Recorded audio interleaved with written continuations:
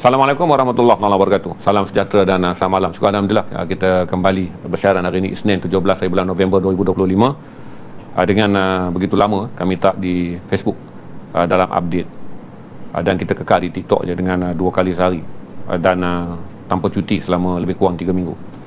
Malam ini Ustaz Nasai Muhammad kembali bersama Nasai Ismail kembali bersama kita dengan fokus saya beritahu tuan-tuan pengundian United Nations Security Council dijangka akan diundi antara pukul 1 pukul 2 pagi. Lepas saja keputusan pengundian kita akan kita tak tunggu besok dah. Jadi untuk pengundian United Nations Security Council mengenai pembangunan semula Gaza, undian dijangka bermula pukul 2 pagi dengan pukul 1 perbahasan mengenai usul ni akan dibincangkan. Jadi lepas saja kita dapat result usul, saya turunlah dengan tuan-tuan awal pagi nanti. Ustaz Nasai, waktu pertama kali lah, buku ni membawakan saya perkenalan dengan Muhammad Nasai Ismail. Dan tuan-tuan boleh cari balik video tu, tengok betapa saya menongkat dagu dan termenung mendengar perhatian yang saya pada waktu tu 50-50 Ustaz, untuk menerima bahawa Israel ini akan menjadi negara yang terisolasi ataupun kita guna istilah paria. Dan waktu tu saya fikir kata terlampau ideal pandangan Muhammad Nasai Ismail dengan menggambarkan realiti Israel akan dipulaukan. Dan hari ini saya kena tabik lah, kerana hampir semua yang Ustaz cakap kira-kira 2 tahun yang dulu hari ini menjadi kenyataan apabila Israel terasing daripada sekutu-sekutu dia. Yang paling teruk adalah terasing daripada United Kingdom yang menubuhkan Israel. Kemudian kehilangan rakan sekutu besar mereka dari segi persenjataan, iaitu Perancis dan juga Belanda. Dimusuhi oleh Sepanyol pada satu tahap hinggalah Sepanyol ni menganggap Israel sebagai orang tak boleh dipercayai, hinggalah Perdana Menteri Sepanyol menggalakkan rusuhan untuk membolehkan penyertaan pasukan lumba basikal Israel di bumi Sepanyol di atas penajam pihak swasta. Gagal begitu saja. Dan bermula di Sepanyol lah semua bandar-bandar besar tak berani lagi menganjurkan acara sukan yang bukan kecuali bola sepak, sukan biasa yang ada orang penyertaan pasukan Israel. Hinggalah pasukan Israel tersebut akhirnya terpaksa menukar bahawa mereka bukan lagi pasukan Israel. Macam mana Ustaz boleh datang dengan fikiran bahawa satu masa hari-hari terakhir Israel di bumi Palestin yang Ustaz tulis ni, yang 2 tahun dulu saya interview Ustaz dengan, sambil Ustaz cakap saya berfikir sejauh mana boleh pergi idea ni, tapi hari ni dia telah menjadi realiti. Assalamualaikum warahmatullahi wabarakatuh. Terima kasih Tuan Haji Denal. Saya rasa semenjak saya kenal rapat dengan Tuan Haji ni, ini yang paling lama kita tak berjumpa. Haji pun belayar, saya rasa jauh sangat lah. Haji sampai ke Itali, sampai ke apa. Alhamdulillah panjang umur dapat jumpa lagi pada hari ini. Dan saya segan bila Haji diulang sebut dekat atas bot benda ni terjadi balik dari buku tu. Saya segan juga sebenarnya sebab dia bermula daripada ketika mana serangan 7 Oktober tu berlaku kan. 7 hingga 10 Oktober saya duduk di rumah 2023 itu saya duduk di rumah Profesor Quraish Shihab di Indonesia, satu orang tokoh tafsir Indonesia yang sangat terkenal. Dan satu, kita clueless, kita tak tahu nak kata apa. Walaupun sebahagian kita merayakan ketika itu dengan berlakunya satu operasi yang terbesar dalam sejarah sejak 1948. Tapi bila hari-hari berikutnya kita mendengar pula berita pembunuhan yang sangat besar berlaku di Gaza, daripada kita merasakan bahawa satu harapan dia menjadi kepada satu, kita katakan titik hitam kepada mereka yang berada di Gaza dan seluruh Palestin. Kemudian nada kita pun hari-hari dia makin berubah daripada marah, daripada gembira kepada marah, kepada kecewa. Jadi saya bimbang bahawa kita hari ke hari kita menuju kepada hilang harapan, sebab semua benda bermula daripada kita. Maka saya cuba untuk coretkan di Facebook lah terutamanya kan, 2-3 hari sekali berkait dengan benda-benda yang bersifat hope, harapan. Tetapi harapan ini bukanlah kita katakan satu motivasi, tidak, yang kita reka-reka, tak. Tapi kita tengok untuk jangka masa yang panjang sikit. Bukan sekadar kepada sejarah Palestin ini, tapi sejarah mana-mana kolonialisme, penjajahan. Dan tak lari daripada penjajahan ni, kita tengok dia mesti akan berakhir bila mana berlakunya pengkhianatan dalaman, that number one. Yang keduanya adalah pengkhianatan di kalangan sekutu. Khianat ke istilah jahat, khianat lah. Istilah baik kita katakan perpecahan lah. Maknanya perpecahan dalaman dia, kemudian perpecahan dengan sekutu dia, itu adalah pembawa kepada tu. Jadi kita pun cari titik-titik itu. Titik-titik itu ada sebenarnya. Titik-titik itu telah wujud. Pertamanya kalau kita lihat kebangkitan penduduk-penduduk Eropah, kita katakan bersama dengan Palestin dan menentang penjajahan Israel, itu dah lama berlaku. Tapi hari ke hari sebenarnya dia makin meningkat. Dan bila meningkat, sebuah negara yang mempertahankan demokrasi, iaitu negara-negara yang jadi anggota EU ni, syarat wajib dia kena jadi negara yang demokratik, yang bebas. Nak tak nak, bila dia semakin meningkat, generasi pula bertukar, pemerintah terpaksa mengikut suara majoriti. Jadi last kali mesti pemerintah itu akan bersama dengan Palestin. Itu antara salah satu bacaan lah. Sebab maksudnya apabila majoriti rakyat Eropah menolak kezaliman Israel ke atas Palestin kerana mereka demokratik, maka akhirnya pemimpin tu mesti berubah kerana rakyat. Sebab kita bincang dah dulu, kita kata negara seperti Amerika sendiri, walaupun dia democratic country, tapi disebabkan adanya kita katakan unsur-unsur lain selain daripada dia punya parlimen, dia punya eksekutif, itu adalah interest group yang sentiasa memberi nasihat, mempengaruhi kerajaan dan sebagainya. Dia ada imbangan di antara kebangkitan rakyat dengan interest group yang selalu kita sebut IPAC lah apa. Semua benda ni ada di Britain, ada di Jerman, ada di Itali, ada di Spanyol, semua ada benda-benda macam tu. Jadi bagaimana imbangan itu akan berlaku, perubahan maknanya daripada kerajaan mengikut kehendak interest group ini kepada kerajaan terpaksa mengikut kehendak orang ramai. Jadi di situlah baru kita nampak, bila kita tengok di situ baru kita nampak peranan yang selama ni kita nampak kecil, kelompok-kelompok yang kita panggilkan sebagai NGO ke ataupun aktivis ke, yang non-state actor, orang seperti Idam PP ke, academician ke, kelompok BDS ke, kita rasa kecil dengan tidak membeli burger, dengan tidak membeli kopi, tidak membeli apa semua benda tu. Kita rasa benda tu kecil, walhal itu adalah satu gambaran yang menunjukkan suara masyarakat. Yang suara tu lah akhir sekali akan mengubah kerajaan. Jadi bila kerajaan terpaksa ikut kehendak rakyat, maka akhir sekali itulah yang berlaku sebagaimana sehari dua ini. Jadi bacaan-bacaan tu kita cuba buat. Cumanya kita nak merengkaskan kepada orang awam. Bila kita tulis buku, kita tak tulislah detail benda tu. Tapi kalau kita nak detailkan satu persatu setiap negara tu, perubahan tu terlalu besar. Dan kalau kita lihat dalam konteks apartheid di Afrika Selatan dulu, dan juga perang yang berlaku di Vietnam pun, memang kebangkitan berlaku awal, tapi dia tidak terus mengubah sikap mereka terhadap apartheid ataupun terhadap Vietnam War. Tapi bila berlaku pertukaran generasi, dia makan masa 10 tahun tu pertukaran generasi. Tambahlah isu Palestin ni bertahun 1948. 1948 kemudian dia pergi yang hot lagi 67. Kemudian pergi lagi era intifada pertama kan 80-an. Kemudian tahun 2005 lebih kurang begitu intifada kedua. Dan yang ini adalah satu fasa berikutnya. Fasa yang didatang serentak dengan perubahan sosial media. Daripada sosial media yang berasaskan kepada tulisan, yang biru ni apa semua, kepada yang berasaskan kepada live. Dan sekarang ni semua nak pergi kepada live. Semua dah ada live stream masing-masing kan. Hatta dekat Shopee Mega pun dah ada live. Jadi semua menuju ke situ, menyebabkan dunia menjadi saksi mata secara langsung, yang tidak perlu tunggu kepada media-media tradisional sebagaimana kita tengok dahulu kan. Jadi benda itu dia datang serentak. Kemudian kebetulan Israel pun dia masuk ke Gaza tu, dia bantai yang paling dahsyat dalam sejarah.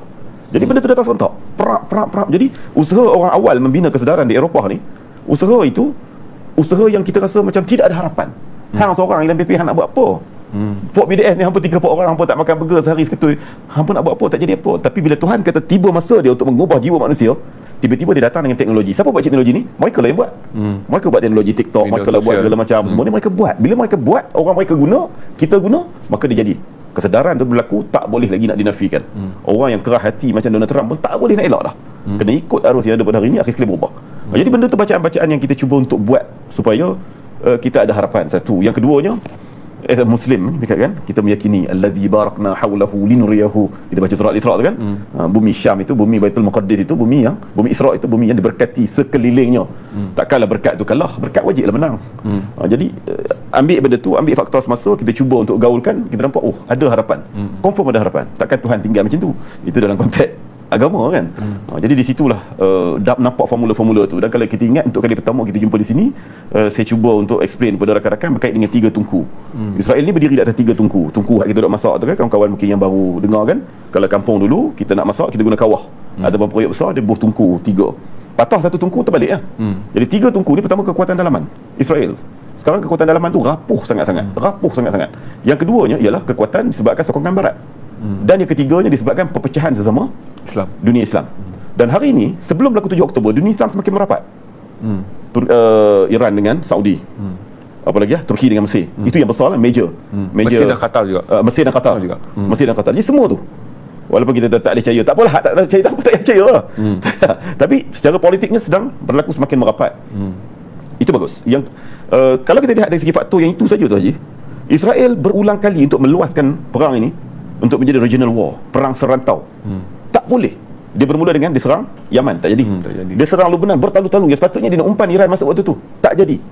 Ada beberapa kali lah, dan last kali dia serang Iran secara langsung, tak jadi. Sebab apa? Sebab hak sesama negara di situ pun tak sambut, dan juga sekutu barat dia pun tak nak sambut, tapi berusaha untuk ceasefire. Maknanya dunia tak nak duduk bersama dengan dia. Jadi bila dunia, bukan sekadar dunia Islam di situ, tapi dengan dunia keseluruhannya berada dalam kesatuan negara yang menolak perang, maka dia akan runtuh tungku pertama tadi. Tungku kedua di kalangan rakyat dia lah, memang tak babit 7 Oktober pun demonstrasi sangat besar dalam sejarah. Bila mana kelompok ultra Zionism, kelompok kanan ni menang November 2022 punya pilihan raya, mereka semakin ganas, mereka semakin merosakkan perlembagaan yang jadi kekuatan negara tu sebelum ni. yang mana macam kita lah, dia panggil the spreading of power tu kan, ada judiciary, ada legislatif, ada eksekutif, dia bagi kuasa berlebihan kepada Perdana Menteri sampai boleh campur tangan dalam pelantikan hakim, sampai mahkamah agung dia, ataupun dipanggil di sini apa, federal court tempat kita lah kan, tak boleh kita katakan campur dalam urusan parlimen langsung. Jadi benda-benda itu dah membangkitkan kebangkitan rakyat, menyebabkan asas negara tu menjadi runtuh. Dan kejap lagi kita boleh nak detailkan lagi lah dari segi bab negara tu runtuh. Jadi asas negara tu, tiang dia tu tengah runtuh, memang runtuh yang sangat teruk.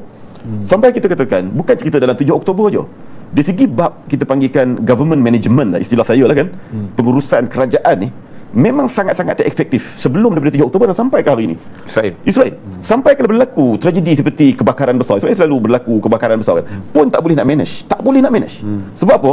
Sebab kelompok ultras ni ya, yang melampau ni, yang bila dah menguasai kerajaan ini, dia mula mempolitikkan kerajaan. Jadi kita katakan ibarat tempat kita lah, lantikan KSU ke, pengarah-pengarah ke segala macam pun dah dipengaruhi oleh keputusan-keputusan parti politik, menyebabkan orang yang tidak berkelayakan duduk di situ. Akhir sekali kes tragedi kebakaran pun tak boleh nak selesaikan, terpaksa ambil Greece dan juga Turki dan sebagainya untuk menguruskan. Teruk sebenarnya, negara tu rapuh. Sebab apa? Sistem dia telah pun digoyang, perlembagaan dia sendiri yang menjadi asas negara telah boleh goyang. Jadi rapuh. Tak cerita di bawah ni lagi. Di bawah ni kalau istilah kita takfiri sesama dia tu tinggi dia dekat jadi kan. Takfiri Yahudi sama. Takfiri Yahudi. Pok ni kata kafir, pok ni balas balik kafir, pok ni halal darah sama-sama dia. Sebab tu yang demonstrasi ratus ribu pok-pok Haredi tu, dia tak takut berpukul dia semua pakat fikir nak syahid bagi dalam konteks dia lah, ibarat kata macam tu lah kan. Jadi sebenarnya negara dia dah rapuh. Itu yang kedua. Dia ketiga tadi barat lah. Dan barat ni sebabkan kebangkitan rakyat masyarakat. Sebab itulah kita jangan rasa kecil kerja-kerja sebegini kita buat kan, podcast, kita buat stream, kita buat penulisan, kita buat kawan-kawan kita yang boleh menulis dalam bahasa Inggeris, berhujah, walaupun sekadar komen di berita-berita dunia tu kan, semua benda tu bagi membuka mata satu dua orang lama ni membesar. Sama dengan boykot ni. Sekarang ni boykot ni, orang bincang sehari dua ni, di Amerika sekarang ni dah semakin membesar boykot. Bila keluar Mamdani punya statement berkait dengan kopi ada satu jenis tu kan. Itu contohlah, saya tak nak sebut di sini lah. Jadi 3 tungku tu makin meraput. Itu istilah kita. Jadi banyaklah benda lain dalam konteks buku ni. Tapi asas dia adalah 3 tungku ni meraput. Bila meraput sebenarnya dia tak boleh nak repair. Sebab tungku memang tak boleh nak repair. Tungku ni sebab dia buat daripada besi solid kan. Besi solid ni bila dia meraput, bila dia bengkok, tak boleh lah. Sebab selalu kalau kita bengkok, kita kena lapik dengan batu, nak bagi imbang balik tu kan. Dia tak boleh. Jadi sekarang ni negara dia sengit. Sebab tu dalam karya terbaru Ilham PP dia tulis Israel on the brink, Israel diambang, menuju kepada the beginning of the end of Israel. Inilah permulaan kepada kejatuhan Israel. How? Kita bincang sekejap lagi. Tapi memang confirm, orang-orang mereka sendiri meyakini bahawa ini adalah satu permulaan kepada pengakhiran rejim Zionis itu sendiri, yang perlu sama-sama kita yakini, insya-Allah. Saya ambil sikit tentang undian malam ni mengikut draft yang kita jangka akan diluluskan malam ni dengan 13 menyokong, 2 negara berkecuali China dan Rusia dijangka berkecuali. Draft ni diperdebatkan dalam konteks kita melihat keuntungan Palestin. Kita kata draft ni ramai orang akan takkan bersetuju dengan menyokong kekecewaan Hamas hari ni, dengan mengatakan bahawa kehadiran 7 tentera negara Islam yang akan ambil alih Gaza dengan 20,000 orang adalah satu penjajahan baru. Ketidakgembiraan Hamas dengan mengatakan terbentuknya Board of Governance ataupun Board of Peace yang akan mentadbir Gaza daripada kalangan orang awam Palestin tetapi teknorat sebagai satu gambaran cuba melumpuhkan politik. Tapi sebenarnya orang tak tahu di peringkat Israel ini adalah kerugian teruk. Kerana perang ini, hutang dan juga segala biaya perang yang telah mereka habiskan di Gaza kini menjadi beban hutang. Gaza walaupun musnah menerima dana 70 bilion USD, 63 bilion daripada negara-negara Arab yang telah pun menjamin kewangan dalam perhimpunan Liga Negara-Negara Arab di Mesir. Jadi ramai orang tengok dalam konteks hari ini, bolehkah kita percayai? Tapi mereka tak begitu tahu bahawa Israel berada dalam kocak kehancuran yang sangat besar kalau undi malam ini diluluskan, kerana satu adalah kesemua yang Israel inginkan di dalam rundingan ini tidak dipenuhi. Israel tak benarkan Turki masuk, tetapi Turki disahkan akan menjadi penyumbang kepada 20,000 tentera yang ada. Israel minta dalam rundingan ni bahawa pengunduran mereka ke Gaza adalah berperingkat, tetapi undian malam ni mengatakan mereka mesti keluar dengan penuh. Dan yang paling penting untuk tuan-tuan tahu, yang Israel betul-betul kecewa adalah usul untuk menggugurkan draft bahagian ketiga, iaitu membawa kepada pembentukan negara Palestin, juga berada dalam draft hari ini. Ya, jadi ramai orang akan mula berfikir dengan melihat kacamata Gaza, tetapi Israel sedang kehilangan trup yang sangat besar. Sebab tu malam ni kalau tuan-tuan tengok undian malam ni, saya fikir kata Kenneth Icon 24, Icon 12 ni akan makilah kerana ini semua yang Israel punya pro. Tapi bagi media moderate Israel macam Time of Israel dan juga Haaretz akan meraihkan undi malam ni, kerana ini adalah pokok Israel yang memang menganggap perang ini sebagai tidak berguna dan tidak bermanfaat. Jadi saya nak tanya dekat utara saya, antara kita melihat topik Gaza yang kecil yang kita kata, bolehkah 5 perkara ini menjamin Gaza maju? Adapun bolehkah dilaksanakan? Tapi orang tak tahu bahawa tanda tangannya benda ni saya jamin pilihan raya semula akan ada kali Israel. Sebab tu Benjamin Netanyahu meminta insurans bahawa kalau Amerika nak pergi juga dengan draft ni, tolonglah dapat pengampunan kepada dia supaya kalau jatuh kerajaan dia tidak diadili di mahkamah atas tuduhan rasuah 300 juta USD yang dihadapi bersama dengan isteri dia. Mungkin Ustaz boleh ulas dekat saya tentang Israel sendiri dan perjanjian ni. Berarti tadi Ustaz saya minta jumping pada buku ni. Okey, baik. Berarti tiang tu yang Ustaz sebut, saya kata tiang tu memang menuju kehancuran yang sangat teruk kerana Israel akan terbelah kepada 4 bahagian. Takfiri itu pecah pada 4 lagi. Di mana parti Likud akan menjadi Likud nasionalis dan juga Likud sekular. Parti Syas yang bersifat ortodok akan menyokong mana-mana kerajaan baru yang boleh melindungi Puak Ortodok Heradi daripada dikaitkan dengan ketenteraan ataupun diarah meninggalkan amalan tanpa perang. Manakala Puak ultranasionalis juga akan pecah dua, di mana ultranasionalis seperti Moshe Gafni akan kekal menyokong sekular yang ada, tapi manakala Bazalis Morris dan Osama bin Kabir, saya fikir kalau usul malam ni lulus, kemungkinan besar lah seminggu yang mereka akan bertahan dalam kerajaan kerana usul mereka adalah untuk menakluk Gaza, tapi usul malam ni adalah berundur penuh daripada Gaza. Jadi apa yang kita akan lihat kesan kata Israel selepas usul yang dianggap sebagai memalukan Israel diluluskan malam ni? Okey. 3 perkara kat situ Tuan Haji. Sekadar nak ingatkan sebab aku lagi lupa, kita ingatkan. Yang pertama berkait dengan sikap Hamas tadi. Yang keduanya berkait dengan keadaan dalaman Israel, terutamanya ekonomi Haji sebut tadi, dana perang. Dan yang ketiga ialah berkait dengan 7 negara Islam. Okey. Kita pergi yang pertama dulu berkait dengan Hamas tadi. Kita boleh tafsirkan dengan pelbagai tafsiran, tapi setidaknya kita boleh lihat di sini bahawa apa saja kajian, sama ada kita mengambil kira keputusan Pelhari 2006 di Gaza itu ataupun segala survey dibuat sampai hari ini menunjukkan bahawa apa jadi pun bahawa majoriti penduduk Gaza itu mereka adalah orang yang menyokong Hamas. Jadi maknanya di saat-saat akhir sebelum undian ini, beberapa jam ke satu hari ni ke semua, pastilah diambil kesempatan oleh mereka untuk membuat tuntutan yang semaksimum mungkin, sebab dia tahu apa saja pasukan pengaman ataupun pasukan tentera ataupun bantuan kemanusiaan dan sebagainya yang nak masuk ke Gaza, tanpa kita katakan sokongan ataupun kerjasama daripada penduduk tempatan itu, mereka akan berdepan dengan kesukaran. Ya, itu yang saya bimbang.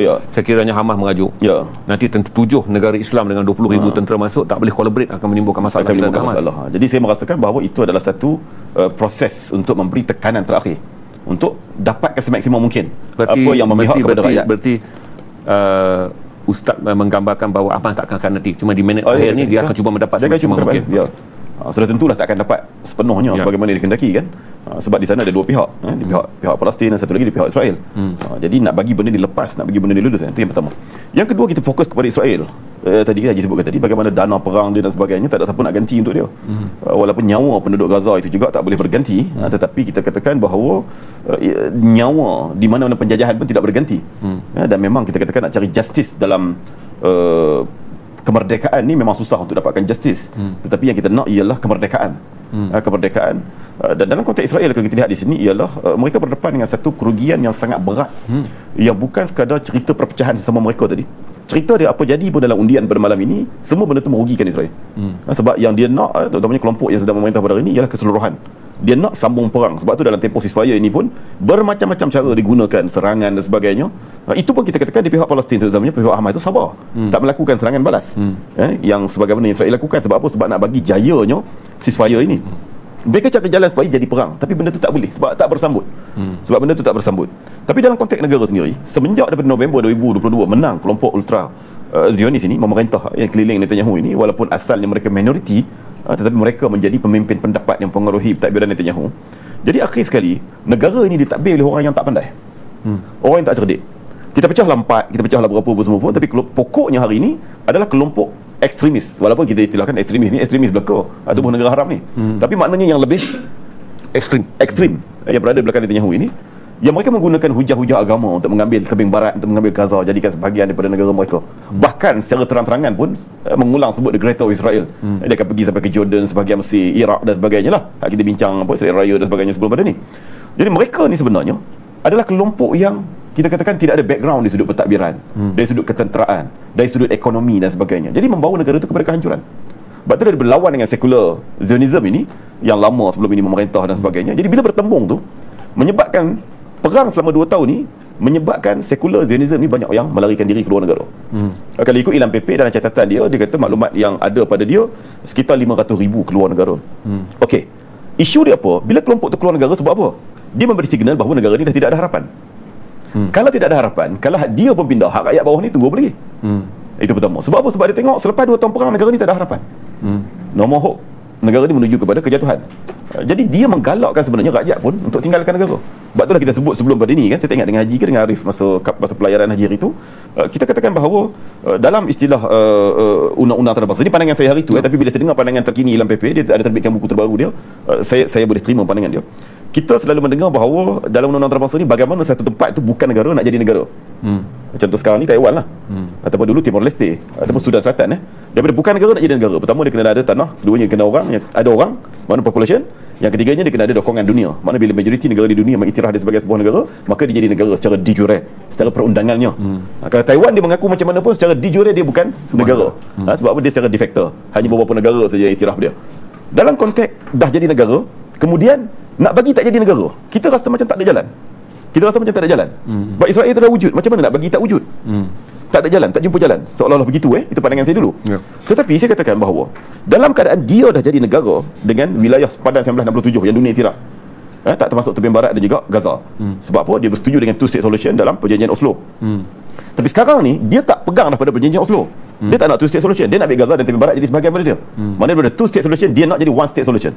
But one state solution, dengan hilangnya harapan rakyat kepada Israel yang ada pada hari ini, bermula dengan 500,000 yang lari keluar negara ni, maka dia akan menyebabkan hari ke hari negara itu akan kehilangan population dia. Jadi negara tu kekal di situ, boleh jadi sampai dengan keganasan, pelanggaran, perjanjian begini, dia dapat semua wilayah tu dalam kawalan dia, one state solution, but dia akan jadi the land without population. Tanah ada, negara ada, tapi population tak ada. Sedangkan desakan dunia kepada right to return kuat. Right to return ni, nak cerita je, ada 5-6-7 juta Palestin yang duduk di luar ni. Benda tu adalah benda yang sama kuat dengan geng-geng yang memperjuangkan two state solution. Maknanya dari segi valid, dari segi perundangan antarabangsa. Sebab resolusi PBB yang diluluskan berkait dengan right to return ni bukan 1948 ya. Banyak kali berulang. Dan kalau ikut pengkaji-pengkaji tanah yang ada di dalam wilayah Israel pegang hari ini tu, tanah yang mereka curi pada tahun 1948 dan 1967 yang membuat penghalauan, yang kita panggilkan penakbah tu kan, penghalauan itu, tanah-tanah itu sebenarnya majoritinya, more than 50%, lebih 50% adalah tanah yang tak didiami sampai ke hari ini. Cuma tanah itu sebahagiannya dijadikan kamp tentera, dijadikan reserve, kemudian dijadikan banyaknya adalah taman-taman, park-park, tak ada orang duduk. Maknanya kalau tekanan dunia meningkat dengan kuat sehingga mereka terpaksa menerima right to return, tidak ada alasan untuk mereka dengan mengatakan bahawa mana boleh penduduk atas tanah tu. Sebab apa? Sebab tidak ada perlu penghalauan penduduk pun kerana lebih 50%. Saya tak pasti angka yang tepat 60 atau 70 begitu angka dia peratus. Tanah tu tanah yang tidak ada orang, melainkan dijadikan kamp tentera ataupun taman-taman. Maka dia kena bagi buat masuk. Kita kata mustahil Israel nak bagi. Kalau kita kata mustahil Israel nak bagi, yang hari ni dah ceasefire beberapa hari dah ni, beberapa minggu dah ni, pun tak mustahil. Kenapa berlaku? Kerana barat berubah. Kenapa berlaku? Kerana Trump berdepan dengan tekanan. Kenapa Trump berdepan dengan tekanan? Sebab Qatar kena serang. Kenapa Qatar ada suara di situ? Kerana di kalangan dunia keseluruhan ini, 3 lokasi penting yang menjadi sekutu kepada mereka selama ini ialah, pertamanya Eropah dengan NATO dia, keduanya adalah Asia Timur, iaitu dengan Jepun, Korea dan sebagainya, Filipin, kemudian yang ketiganya adalah Middle East. Memang Israel itu adalah tangan kanan Amerika, tetapi tidak bermakna Saudi, UAE, Qatar, Kuwait dan sebagainya itu tarahnya lebih bawah daripada Israel. Tidak juga. Hatta kalau kita tengok dari sudut value, dari sudut import senjata, walaupun Israel pengimport terbesar, Saudi pengimport kedua terbesar, kemudian Qatar ketiga, kemudian Mesir dan sebagainya, campur semua mereka ni berganda lebih tinggi daripada Israel. Maka ketika mana sekutu dia yang sebegitu diserang, Trump kena buat pilihan, nak hilang hak ni ataupun nak hilang hak banyak ni. So sebagai manusia yang bertuhankan duit, maka dia kena menyebelah pihak ni, maka tekanan daripada kelompok ini kepada dia untuk ceasefire, maka benda tu berjalan. Jadi kalaulah kita kata benda tu pun boleh berlaku, kemudian dengan Haji sebut tadi bagaimana Britain, bagaimana Kanada, Perancis dan sebagainya pun berubah sedemikian rupa, apa mustahilnya untuk dunia memberi tekanan yang lebih lagi supaya right to return itu berlaku.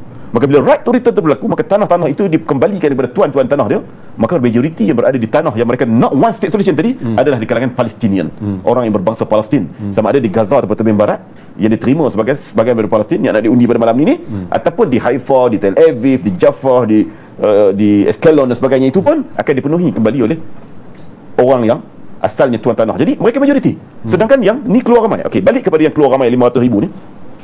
500,000 yang dikatakan secular Zionism yang lari ni, okey, dia lari batang tubuh tak apa lagi.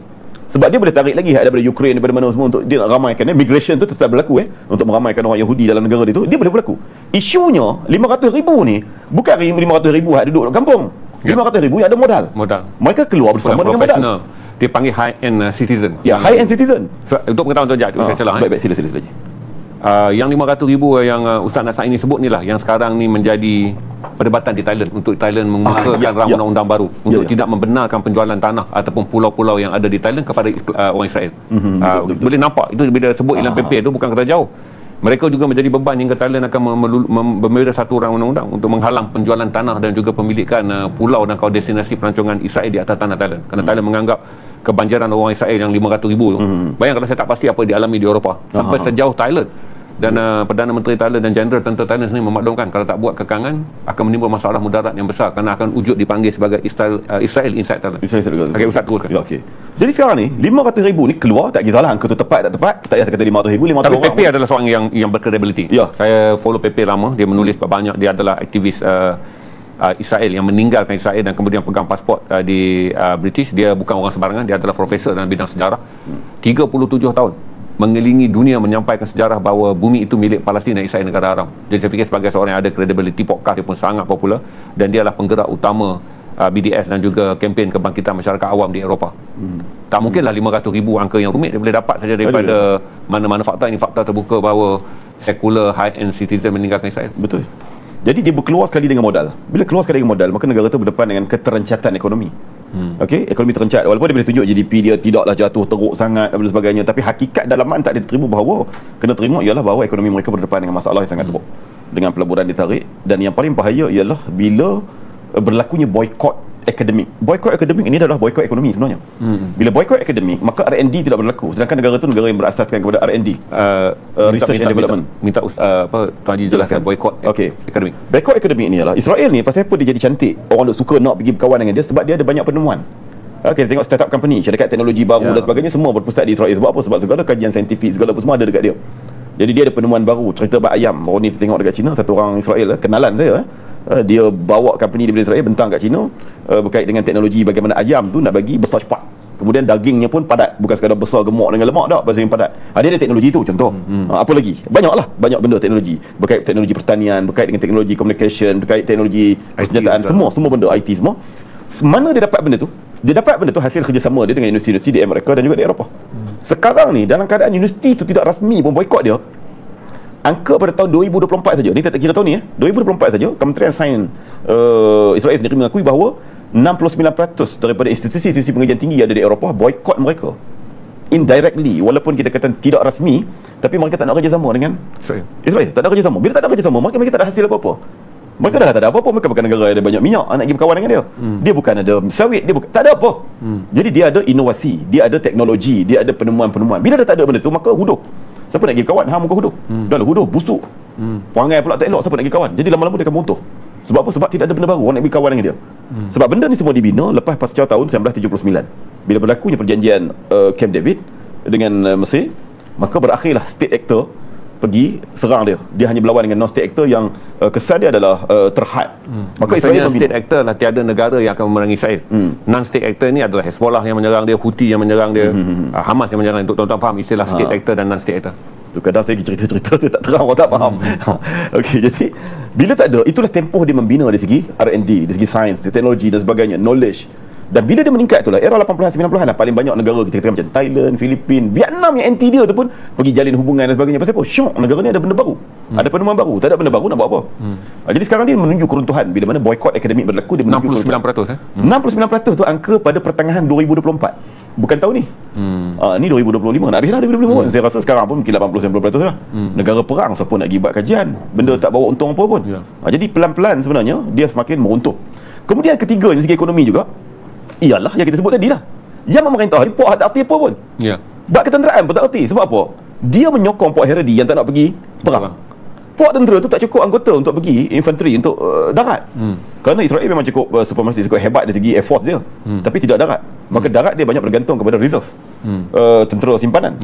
Tapi Puak ni tak nak bagi tentera simpanan pergi. Macam mana tentera hak sekular ni nak berperang? Tak cukup. Itu dia pergaduhan di antara kumpulan ultranasionalis dan juga ortodok. Beta Tamar Ben Gvir dan juga parti Asas.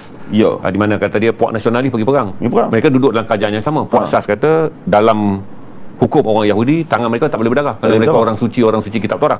Itu satu parti, mereka berbalah. Dan kemudian bila Puak ultranasionalis mendesak Puak sekular Likud untuk menjadikan undang-undang, Ya. Ratus ribu puak-puak Heradi keluar dan membantah dengan mengatakan orang-orang suci lah bagi dia orang, puak Torah ni tak boleh berperang. Itu salah satu lagi tafsir mereka yang sangat teruk. Tanah dia nak, perang tak mahu. Perang tak mahu. Dia tu acim mengelak dekat puak-puak. Dia mengatakan di atas nama Torah. Atas nama Torah puak nasionalis kena perang dengan tanah. Tapi puak Heradi kata atas nama Torah kami orang suci. Tangan kami tak boleh ada darah. Juga menjadikan salah satu perpecahan yang besar dalam parti Jama'ah Abdul jahat apa buat. Untung kami ambil. Okey. Tapi sebenarnya awak cerita dia tu sebab apa? Sebab Israel berdepan dengan sekarang ni, bila dari isu ketenteraan itu, bila Puak Heradi bersungguh tak mau pergi join askar simpanan, menyebabkan puak sekular berkata, pasal apa kami nak pergi? Oh awak, anak hang tak boleh mati, anak kami boleh pergi mati. Sekarang ni mak-mak ada gerakan supaya anak dia tak patah balik pergi kat Gaza. Yang mana balik bercuti, tak bagi balik kepada Gaza. Banyak yang bukan Heradi pun tak mau join balik perang di Gaza ataupun perang di mana-mana. Jadi maknanya dia berdepan dengan kekurangan, kita katakan dari segi manpower, terutamanya untuk tentera darat dia dari segi nak berperang. Jadi itu satu masalah sebenarnya. Walaupun bajet dia keluarkan besar, tapi bila habis perang dia kata tak sampai 50% pun terowong Hamas tu berjaya dia hancurkan, apatah lagi membebaskan tawanan dia. Jadi tak ada berjaya apa. Jadi tentera yang dianggap antara terkuat di dunia tak boleh nak hapuskan satu kelompok non-state actor yang bukan bersifat negara pun. Okey, itu yang kedua. Okey, kita pergi yang ketiga tadi. Yang ketiga bila Haji sebut berkait dengan 7 negara Islam. Ya. 11 saya dah. Cerita sikit. Pada ketika perjanjian draft ni dibawa oleh Amerika dan kemudian Hamas yang tak gembira dengan draft ni, dia lari minta bantuan daripada China dan Rusia untuk veto draft ni lah. Ini perkembangan yang terkini. Dan 6 negara Islam ni dah bersetuju dengan melihat draft Amerika ni. Mereka bersetuju kerana ada 3 perkara. Iaitu perkara pertama adalah pengunduran penuh Israel daripada bumi Gaza. Yang kedua, 20,000 tentera Islam akan masuk mengawasi pentadbiran Gaza. Okey. Dan yang ketiga tu ada perkataan statehood, bahawa draft ini akan usul ni kalau diluluskan akan membawa kepada pembinaan negara Palestin. Israel sangat-sangat kecewa dengan bahagian tu. Usul ni akan dibawa oleh mereka. Amerika malam ni. Okey. Berarti 3 usul ni kita nampak yang Hamas tak gembira adalah kerana mereka tak berada dalam pentadbiran. Kerana pentadbiran diberikan kepada pihak berkecuali. Jadi ramai orang masih lagi berdebat tentang Gaza dan masalah politik Gaza. Sedangkan saya melihat draft ni sebenarnya adalah batu yang akan jatuh atas kepala Benjamin Netanyahu kerana the statehood. Istilah yang dulunya tak wujud sebelum perang, hari ini diwujudkan oleh sekutu mereka Amerika. Dan kena ingat draft awal ni disediakan oleh United Kingdom dan Perancis. Amerika ambil, dia tambah lagi 3 draft utama. Ini yang menjadi, dan saya setuju 6 negara yang pertama bersetuju ni. Pertama yang paling awal bersetuju adalah Mesir, Qatar dan juga Turki kerana mereka berada dalam kumpulan rundingan. Kemudian diikuti oleh UAE, diikuti oleh Jordan dan kemudian diikuti oleh UAE, Jordan dan kemudian diikuti oleh Pakistan. Indonesia, Prabowo minta tangguh 24 jam. Dia nak baca draft tu dan Indonesia hanya bersetuju menjadi negara yang ke-7 sebab 7 negara inilah yang akan menghantar jumlah 20,000 orang, di mana jumlah tentera per negara akan diputuskan kemudian. Tapi dipercayai Turki dan Indonesia adalah delegasi yang paling besar lah, kerana mereka adalah negara besar. Jadi dengan ada yang saya sebut tadi kalau kita yang Islam ni kita duk tengok hal Hamas. Saya baca media Israel adalah kedudukan parti yang ada sekarang akan membawa pilihan raya semula. Berarti Israel akan mengalami perkara yang sangat dahsyat. Sebab tu bila Trump berkeras melalui menantu dia dan juga penasihat Jared Kushner bahawa bahagian statehood tak akan digugurkan, Israel menjerit seperti histeria sampai petang tadi. Mengatakan bahawa ini adalah pengkhianatan Amerika ke atas Israel. Itu yang diserang Star Kema. Kerana Kema yang mengusulkan isu ini pada mula-mula, dan Kema mengatakan tak boleh, Palestin tetap dapat statehood. Menjadikan perubahan besar yang mana kalau tuan-tuan yang follow, tuan-tuan akan lebih banyak baca berita Hamas kerana kita cenderung ingin tahu tentang perspektif Islam. Tapi di Israel sendiri, mereka menganggap ini adalah pengkhianatan terbesar Amerika dan mereka menuding jari kerana istilah statehood ni dikeraskan oleh United Kingdom supaya Amerika kekalkan draft asal yang dibentangkan oleh Perancis dan juga oleh United Kingdom. Ini adalah benda yang selain kita tengok masalah kecil Hamas tak gembira apa, tapi saya fikir di Israel adalah jatuhnya batu yang sangat besar di mana statehood tak pernah ada istilah bahawa kita fikir dalam keadaan ni akan ada satu istilah Palestin menuju kepada pembinaan negara Palestin, dan cadangan ini datang daripada United Kingdom dan Perancis kemudian dijadikan usul oleh Amerika malam ni. Jadi apa yang itu saya dulu bila ustaz datang cerita buku ni, saya menung panjang, terlalu ideal dan terlalu jauh. Tapi 24 bulan kemudian dia melangkaui segala benda dengan apa yang Tuan Haji Nasai sebut tentang kawan-kawan dia tak boleh terima dia berperangai demikian. Walaupun dalam buku kita, sebab kita berpandukan kepada Amerika dan tata dunia ni. Kalau kita baca tentang kitab Amerika dan Israel ni adalah kita berpandukan buku ni. Di mana Henry Kissinger, Yahudi pertama menjadi Susah Negara Amerika dan calon AIPAC yang pertama berjaya masuk ke dalam Rumah Putih sebagai paling berpengaruh.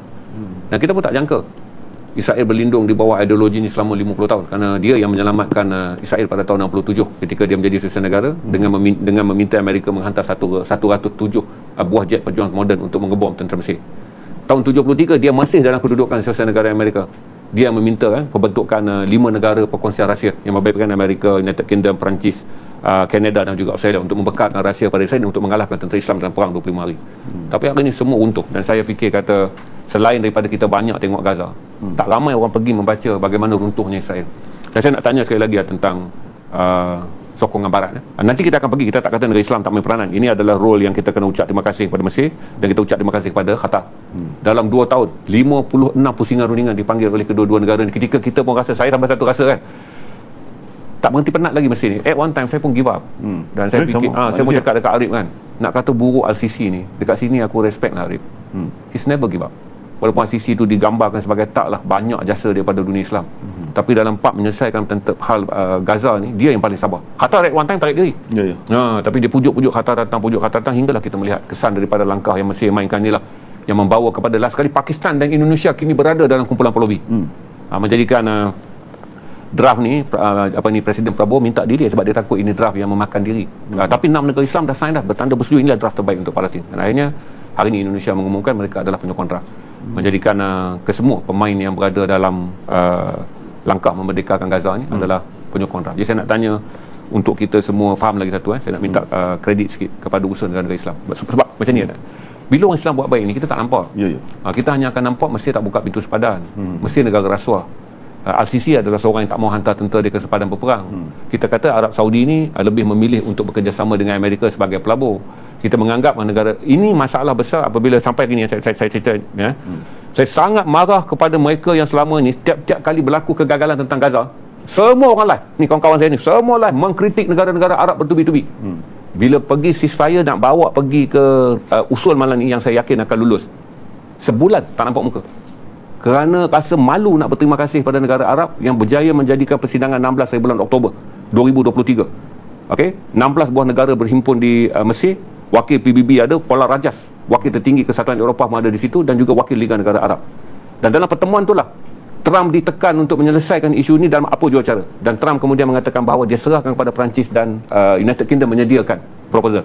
Sampai ke White House, dia bersetuju dan dia tambah lagi 3 benda yang buat Israel sangat marah, iaitu salah satu adalah statehood.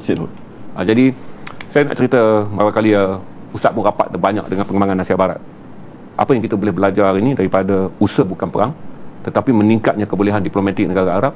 Dan yang kedua adalah kuasa berunding dalam jalan yang bukan perang. Jalan perang kita dah ingat, kita akan tetap hormat orang-orang seperti Gamal Abdul Nasir, kerana dia mengisyaratkan perang tahun 67. Kita berterima kasih pada Anwar Sadat mengisyaratkan perang. Kita ada pemimpin Palestin seperti Yasir Arafat. Kita berterima kasih pada Hafiz Al-Assad kerana melancarkan perang. Kita berterima kasih pada Raja Abdullah dan juga anaknya yang dulu Raja Hafiz kerana mengisyaratkan perang. Tapi hari ini muncul kumpulan yang baru yang profil mereka tidak ke arah peperangan tetapi memilih langkah diplomatik. Dan saya fikir kalau malam ni usul tu lulus adalah kemenangan besar di atas usul dunia Arab. Mungkin Ustaz boleh cerita tentang persepsi realiti kita dalam melihat peranan Arab bagi membolehkan resolusi malam ni tercapai dalam bentuk yang kita anggap kemenangan besar untuk Palestin dan kekalahan besar untuk Israel. Itu lagi kita selalu baca satu ayat, selalu ahli politik baca benda tu kan, wayam kuruna wayam kurullah wallahu khairul makirin. Mereka merancang, mereka mengatur tipu daya mereka. Allah juga ada perancangan, ada tipu dayanya, dan sebaik-baik perancangan dan tipu daya itu adalah Allah, dengan Allah.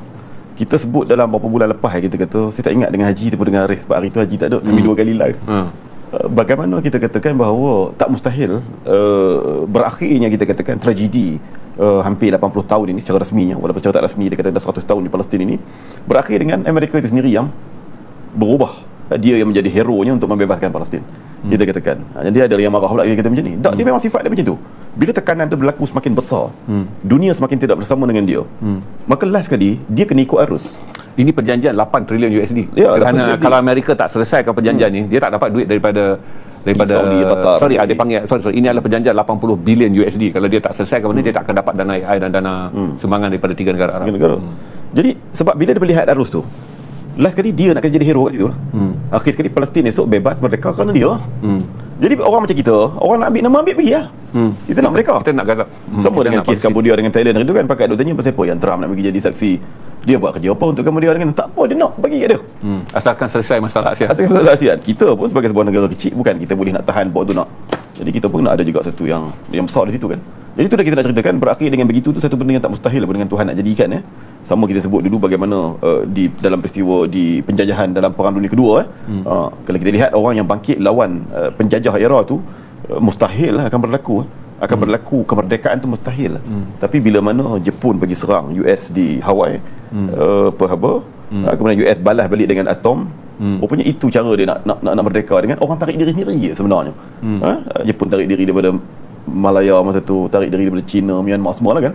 Jadi kadang-kadang kita katakan asbab nak jadi benda tu berakhir itu sebenarnya asbab yang kita tak boleh nak fikir. Bukan kita kata mereka tu betul. Dalam konteks digi bom tu tak betul lah. Tapi nak ceritanya kalau kerana hak bangkit ni saja tak jadi lah. Tapi kita kena terus bangkit lah. Walaupun kita rasa kita putus asa, kita rasa dah hilang logik dia, tapi kita kena yakin. Hak Tuhan sebut tadi tu. Jadi itu yang jadi sehari dua ni kita tengok kan. Jadi kalau kita lihat, memanglah dalam konteks Malaysia apa kita sebut lawak tadi kan, dengan Tok Janggut, Mak Kilau segala macam pun, mereka berjuang kemerdekaan, betul, mereka mengangkat senjata, tapi at the end kita kata merdeka itu di tangan almarhum siapa sebelum Tunku Abdul Rahman, Dato' On, kemudian membawa kepada Tunku Abdul Rahman, Tun Hussein, Tun Razak dan sebagainya lah. Jadi kalau hari ni mungkin orang bertikai Airport tu buat apa masa orang duk perang tu, dia tak kira macam tu. Dia memang kita katakan fasa-fasa untuk dapat kemerdekaan itu fasa yang memerlukan banyak diplomat kanan, diplomat yang berkemahiran tinggi ni. Sebab tak ada semua benda berakhir dengan pengakhiran perang, dengan jalan peperangan juga, tapi dengan jalan diplomasi.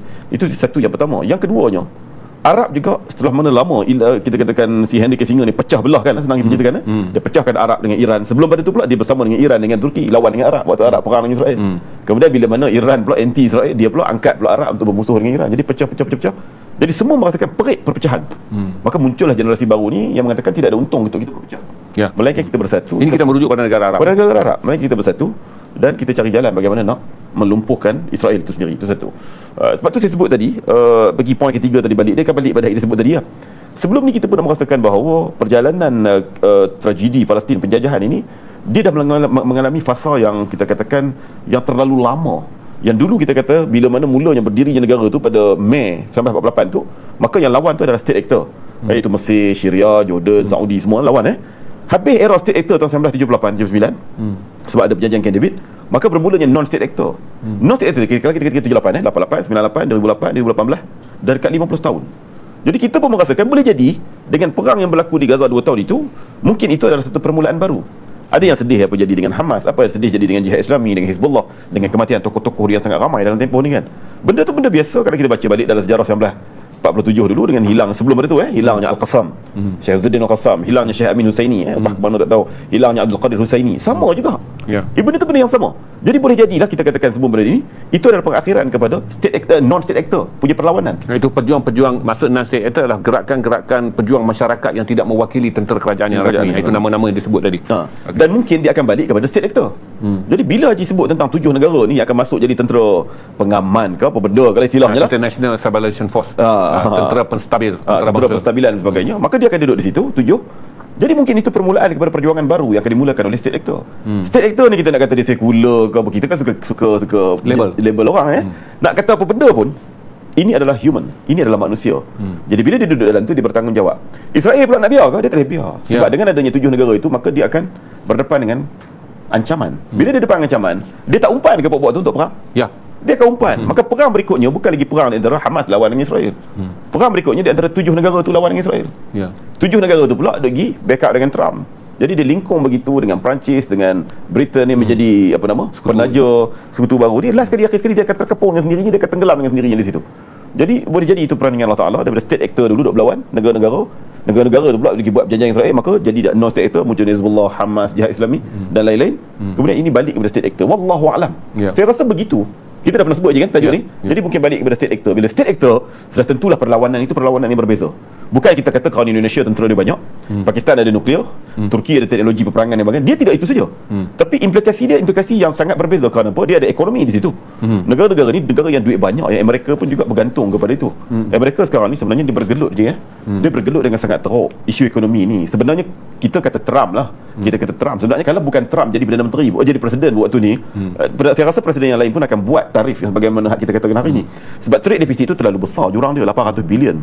Jadi sebab dia apa? Sebab kalau baca Rio apa tu baru tu, Persatuan Akademi Malaysia yang dikaji tentang the circle of great power. Dia adalah nak naik tu macam mana, kita cerita macam mana nak jatuh. Dia nak jatuh ni dia bermula daripada military over expansion. Saya dah sebut baru ni dalam satu video, military over expansion. Jadi Amerika ni dia bermula 2001 itu lagi, bila Bush pergi attack Iraq, Afghanistan, kemudian pangkalan tentera dia terlalu banyak sebenarnya. Maintenance tinggi. Ya, maintenance tinggi. Jadi sebenarnya di era moden, orang cakap AI, robot, segala macam ni, tak perlu lagi pangkalan tentera macam tu. Cukup dia beroperasi daripada satu tempat yang dia boleh sampai tu kan. Jadi bila terlalu besar, menyebabkan perbelanjaan dia besar, akhir sekali dia punya production pun memang dah drop sangat teruk, sebab dia dah alih era tahun 90-an dengan tahun 2000, dia alih habis kilang-kilang dia pergi ke China. Akhir sekali rakyat tak ada pekerjaan, esok nak patah balik tak boleh. Bukan dibantah oleh China, dibantah oleh pengusaha-pengusaha dan rakyat dia sendiri. Sebab tak boleh nak patah balik. Jadi akhir sekali dia drop, dia jadi negara yang berhutang, dia jadi negara yang trade deficit. Jadi dia teruk. Jadi bila dia teruk, hilangnya kita katakan 10 bilion, kita katakan pelaburan daripada Qatar contoh ataupun 100 bilion daripada Saudi ni, itu dah cukup menyakitkan dia. Dalam keadaan Europe pun tak boleh nak tampung dia. Europe pun berdepan dengan ancaman Rusia.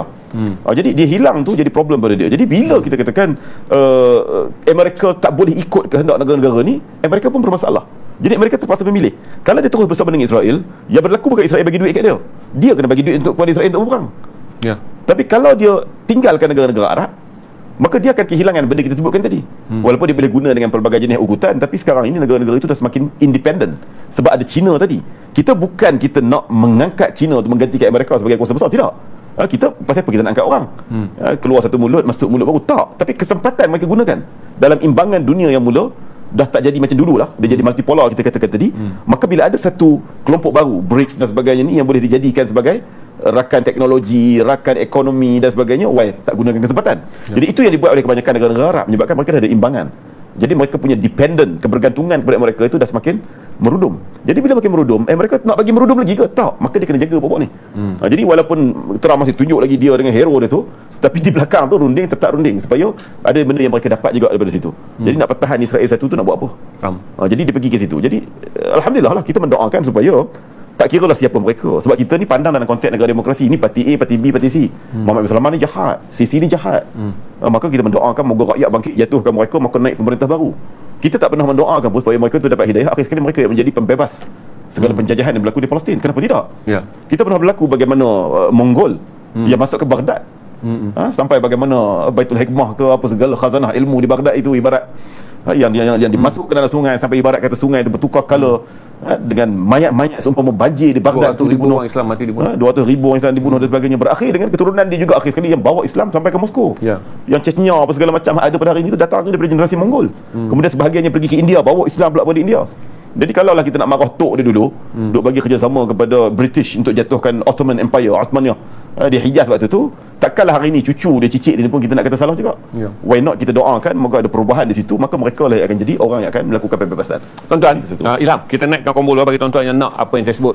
Satu masa dulu ketika pertama kali saya interview kamera, satu masa dulu saya interview Tuan Haji Nasai 2 tahun sudah, saya ingat lagi bila dia datang ke Ziari Stream dalam satu interview pertama, saya dengar dalam keadaan apakah pandangan mengenai isolasi Israel, pemparehan Israel ataupun Israel yang dipinggirkan akan berlaku. Ini buku yang dia dah hujah, dan hari ini alhamdulillah kita lihat bahawa satu pandangan yang Ustaz kata dia andalkan kepada beberapa keadaan mengenai teori 3 tungku.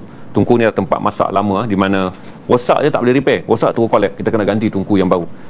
Kemudian tuan-tuan nak dengar tadi kita cerita Alan Pape, Noam Chomsky, di mana Pape mengeluarkan buku baru selepas ni, katanya baru je Pape mengeluarkan buku baru sebagai keruntuhan Israel. Kalau kita nak minta kiri terjemahkan adalah tahun keruntuhan. Buku dia adalah hujung dia itulah tajuk dia yang patutnya The End of Israel, tapi dia tak meletakkan tajuk sensasi, dia letakkan tajuk Israel diambang. Israel diambang, On Being. Dia kata tuan-tuan nak buku ni mana kita dah jual lama dah pandangan Noam Chomsky dan Alan Pape, 2 orang rakyat Israel yang melepaskan pasport Israel. Chomsky pergi ke Amerika dan menjadi profesor genius di Amerika, disenaraikan 1 daripada 10 genius terpenting dalam abad ke-20 dan sumbangan bidang dia linguistik kognitif. Tapi dia di luar dia adalah pejuang yang gerakan di 202 buah universiti dan kolej universiti di Amerika sejak tahun 70-an untuk melancarkan apa dipanggil gerakan pro-Palestin. Alan Pape ni dia lahir tahun ni kemudian. Chomsky lahir tahun 1927. Lepas tu dia dah tua, 96 tahun, 97 tahun umur dia sekarang. Alan Pape daripada tahun 60-an, sama macam usia saya. Dia adalah seorang pakar sejarah. Bidang dia adalah profesor sejarah di Webster University di Birmingham, England. Dia kata tuan-tuan nak baca sejarah BDS, sejarah yang hari ini menjadikan kenapa di Eropah gerakan masyarakat awam ni bermula. Hinggalah saya baca buku ni pun saya tak terkejut bila saya berjumpa rakan-rakan Eropah yang saya panggil pekerja di Itali sanggup boykot dengan tidak mau mengangkat kontena Israel. pekerja Itali melancarkan kempen No Arm in Cargo, No Cargo for Genocide. Kemudian pekerja-pekerja ini disambut oleh rakan-rakan mereka di Eropah. Dan kemudian tadi kita beritahu tentang boikot ekonomi melalui Pakatan Pendidikan, di mana Israel kehilangan 69% pendapatan daripada sekutu pendidikan yang tak nak hantar pelajar pergi ke sebuah negara yang dianggap genocide. Tuan-tuan boleh dapat dalam buku ni, BDS, sejarah BDS semua dibentangkan. Kalau tuan-tuan nak buku Sana Sa'i pula tentang akar konflik, tadi kita cerita permasalahan di antara tiga penjuru dalam tanah Asia Barat, Israel dan Zionism, dunia Arabnya dan juga Iran yang satu masa dilaga-lagakan dengan dunia Arab di bawah pandangan Syiah. Ini adalah buku Akar Segala Konflik yang terbaru. Yang terbaru. Ini buku terbaru dia. Jika tuan-tuan nak combo buku ni, tuan-tuan boleh pilih. Ada yang saya jual dalam bentuk 1, saya jual dalam bentuk 2 lebih diskaun, dan saya jual dalam bentuk 4 paling diskaun. Malam ni 4 kita akan turunkan diskaun. Arif, tak ada orang lot 4 lagi, Ham? Belum. Saya akan turun 4 125 ringgit. Saya potong RM5 untuk 4. Okey, kalau tuan-tuan nak ambil 4, saya diskaun. Bagi mereka yang mengambil 2, kekal dengan harga RM65, kita diskaun RM5. Okey, baik, kita teruskan lagi sana. Dalam buku ni, ni saya cerita tentang Hamas hari ni pula. Okey, baik. Saya tak fikir apa yang Hamas bantah hari ni besar. Kerana dalam buku ni Ustaz dah cerita Muhammad Dahlan dan juga kudeta 2007. Mati orang, kalau yang tengok ni, tuan-tuan yang baca sejarah hari ni mungkin kata langkah Hamas ni sebagai gambaran Gaza berpecah. Tidak, bahawa Gaza telah matang. Orang Palestin telah melalui lebih kritikal bila Muhammad Dahlan melancarkan kudeta. Di Muhammad Dahlan, seorang anak muda pada era Hamas dan Fatah baru berpecah selepas pilihan raya. Okey, dia ni tak gembira dengan Yasir Arafat dan Mahmud Abbas yang dianggap tua pada waktu tu, dan dia juga tak gembira dengan Ismail Haniyeh. Jadi Muhammad Dahlan ni lancarkan kudeta.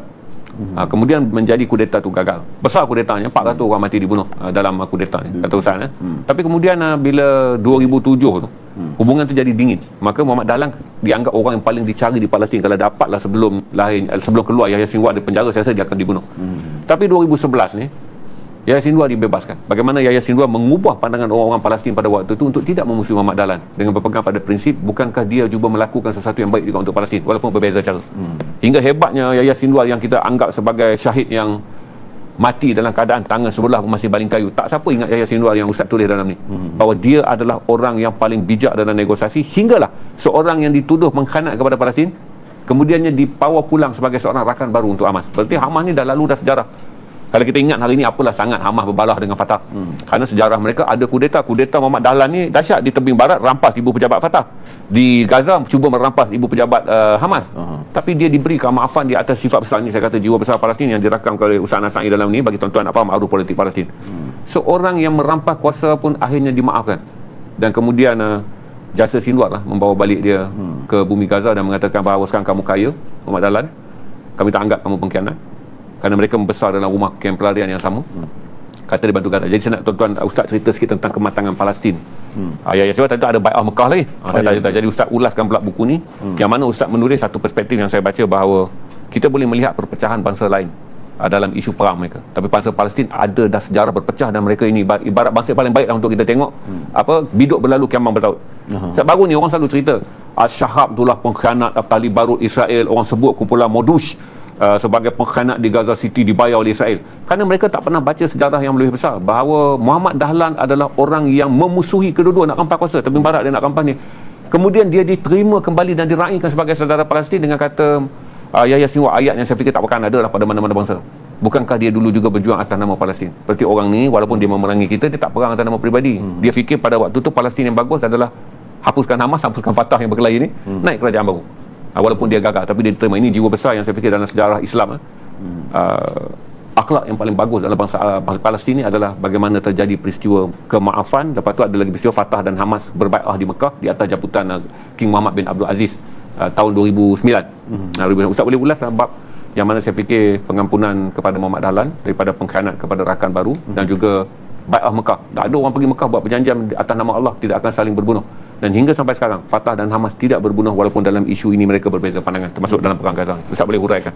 Dia kalau kita lihat dah sebenarnya, kita dah catat juga dulu kan bagaimana bangsa Palestin ini dalam keadaan perang pun mereka cukup menekankan soal pendidikan, soal ilmu. Kalau kita lihat dulu bagaimana kadar literasi, kadar rakyat yang boleh membaca, dia berada kedudukan antara tertinggi di dunia. Di dunia juga. Dia beza dengan Israel yang serba moden kaya tu hanya 0.4%. Kadar literasi. Maknanya Palestin tu ada 96.7, Israel 97.1. Dalam keadaan kelahnya padat dengan perang dengan tu rakyat boleh baca. Kalau kita tengok dalam karya ILMPP terbaru tu pun, dia bagi data juga bagaimana Palestinian yang duduk di Britain, duduk di US dan sebagainya juga, memang cukup banyak yang level-level profesor, pelajar PhD-nya yang memang diakui oleh pensyarah kalau orang Palestin ni beza. Sebab itulah kita tengok. Terutama kalau yang datang daripada kumpulan Barghouti lah. Saya pergi mana ni sampai jadi pening. Penganalisis ni Barghouti, ahli ekonomi ni Barghouti, pengasas BDR Omar Barghouti, pejuang yang dicari dan nak dibebaskan adalah Marwan Barghouti. Yang paling lama di penjara adalah Abdullah Barghouti. Abdullah Barghouti yang dipenjarakan lain daripada Abdullah Barghouti yang sedang berjuang untuk membebaskan tebing barat. Keluarga Barghouti yang sangat luar biasa tu. Mustafa ada seorang lagi pernah jadi menteri tu kan. Jadi begitu jadi sifat mereka adalah bangsa yang berilmu, yang pentingkan ilmu. Kita tengok dalam perang macam mana sekalipun, benda tu mereka tak tinggalkan. Dan lepas pada ceasefire, orang lain nak cerita cari makan, dia makan pun makan, lain pada makan dia dah buka balik sekolah, walaupun di bawah kemah-kemah. Dan mereka bertebaran di seluruh dunia. Sedangkan dalam kita lihat Convention PBB, Convention New York 1951 berkait dengan refugees, yang paling menepati ciri-ciri refugees ini adalah orang Palestin sejak sekian lama.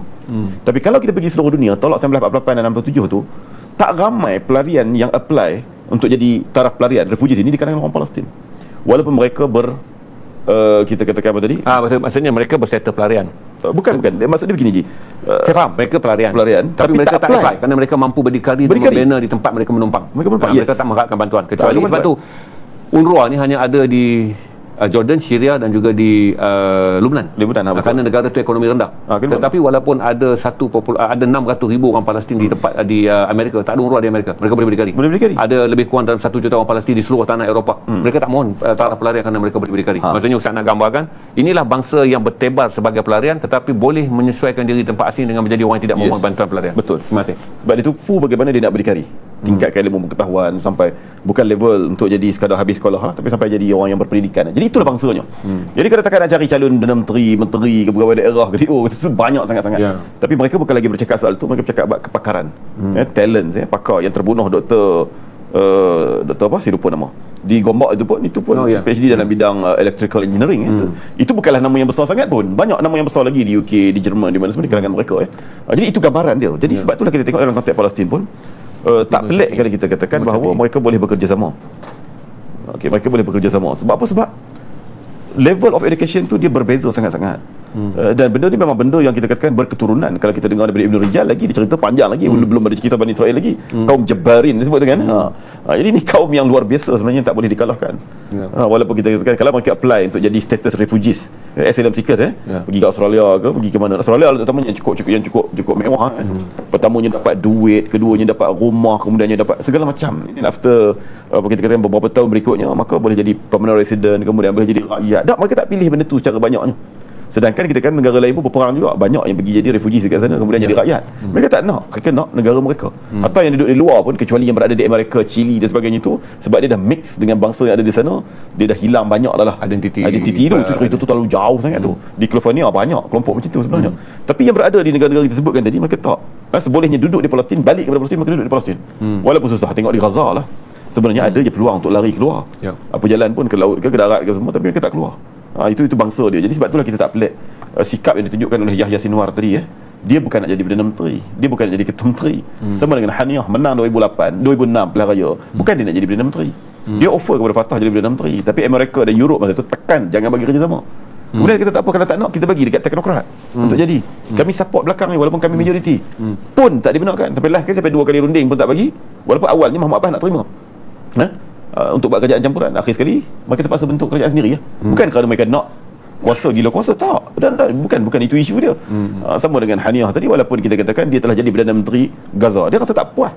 Dia rasa dia perlu menggantikan tugas bila mana ada krisis dalaman. Bila Khalid Mash'al yang berpangkalan di Syria waktu tu, bila berlaku perang di Syria, Khalid tarik diri, tukar pusat operasi pergi ke Qatar.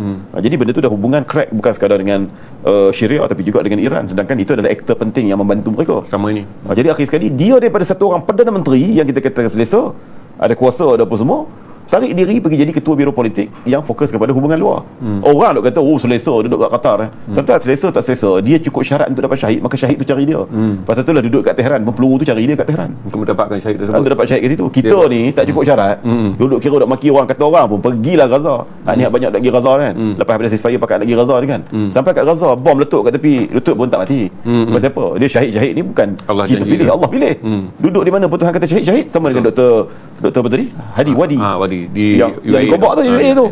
Jalan-jalan negeri jauh daripada Gaza. Jauh daripada Gaza. Dibunuh oleh Israel di Malaysia. Israel dibunuh di sini Tuhan kata dia cukup syarat. Apa pengorbanan dia? Wallahu alam. Hak kita nak maki ni confirm tak dapat lah. Confirm tak dapat lah kalau nak kata orang kan. Jadi itu satu benda yang kita kena ingat. Jadi kita nak balik pada soalan haji tadi berkait mereka. Sebenarnya kita kena ambil pengajaran. Saya tak pasti ada masa ke tak lagi. Kita ingat berkait dengan negara Islam sekarang ni kan. Negara Arab, tak bukan Arab kita pun dan sebagainya. Lama mana kita nak duduk macam ni sebenarnya menuju kepada kemerdekaan tu lebih susah pasca kemerdekaan tu sebab kita nak isi macam mana kita rasa susah 78 tahun berapa tahun Gaza Palestin dijajah begitu, kita di tanah Melayu pun 100 tahun dijajah. Tapi sebenarnya yang susah lagi lepas daripada kemenangan tersebut nak isi, sama ada dia berpecah sama sendiri ataupun dia kembali buat zalim sebagaimana orang dulu buat zalim dekat dia, ataupun bagaimana bentuk dia kan, ataupun kita terus jadi bangsa pengikut.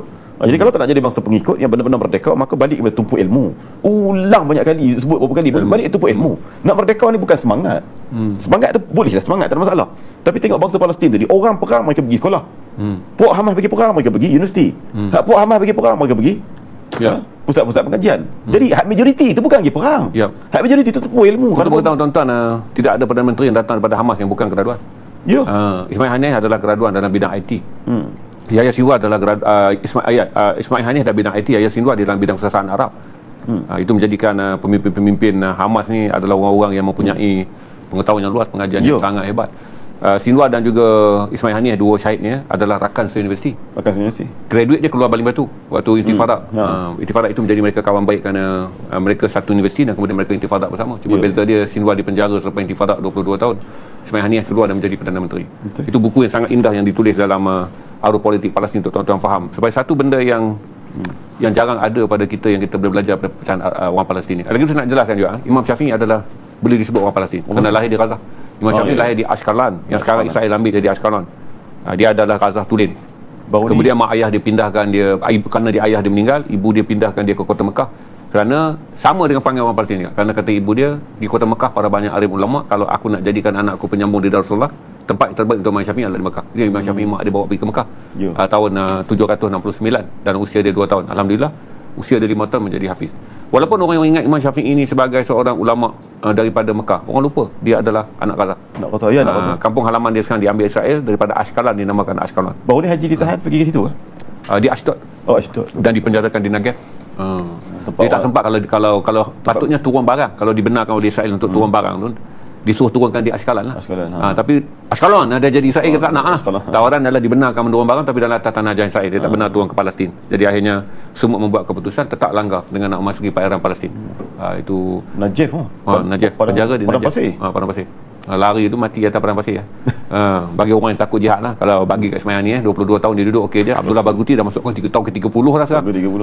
Ani Amaron Barghouti tahun ke-30. Abdullah Barghouti dah tak tahulah dia 100 tahun 1500 tahun dia dihukum penjara. Tapi saya nak jelaskan kata bangsa yang belajar ni bukan sekarang. Di mana pendirian ibu Imam Syafi'i, orang asal Gaza, sendiri mengatakan kalau aku nak anak aku ini menjadi penyambung di Darussalam seperti yang aku impikan waktu aku hamilkan dia, hendaklah aku ke Mekah kerana guru-guru agama hebat di sana. Betul, Imam Syafi'i pergi Mekah dan kemudian menjadi satu daripada ulama yang pengikut mazhab dia paling besar dan lalu sunnah wal jamaah. Jadi bila ustaz sebut baru saya teringat orang Palestin ini bukan sekarang, daripada zaman Imam Syafi'i kira-kira 250 tahun selepas Rasulullah wafat. Mereka adalah bangsa yang mencari ilmu dengan berhijrah. Kalau kita tengok, saya sebut baru ni dalam Mak Lutfi punya video, tak baru sebenarnya, dia interview bulan 7, bulan 8 hari tu, cuma dia baru siap. Tapi ada orang marah lah. Dia tanya saya pun tak minat tajuk tu, tapi bila dia tanya saya jawab lah, berkait ulama turas, ulama haraki lah semua. Tak apalah, saya petik sikit Mahatma Gandhi. Gandhi ketika nak merdekakan India, sebab apa kita tertarik dengan India ni? Penjajahan yang paling besar adalah India sebab negeri dia besar, rakyat dia ramai.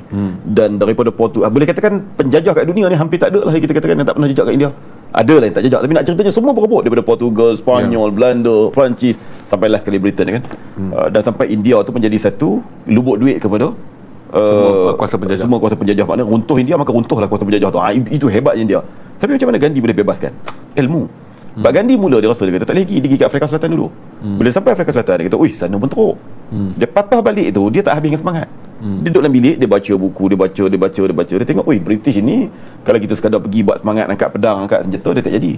Sebab apa? Sebab kekuatan dia terhadap India tu adalah ekonomi. Dan kekuatan ekonomi itu sebab apa? Sebab dia mematikan ekonomi setempat. Ni nak balik kepada kita bincang tadi kan. Macam mana dia mematikan ekonomi setempat?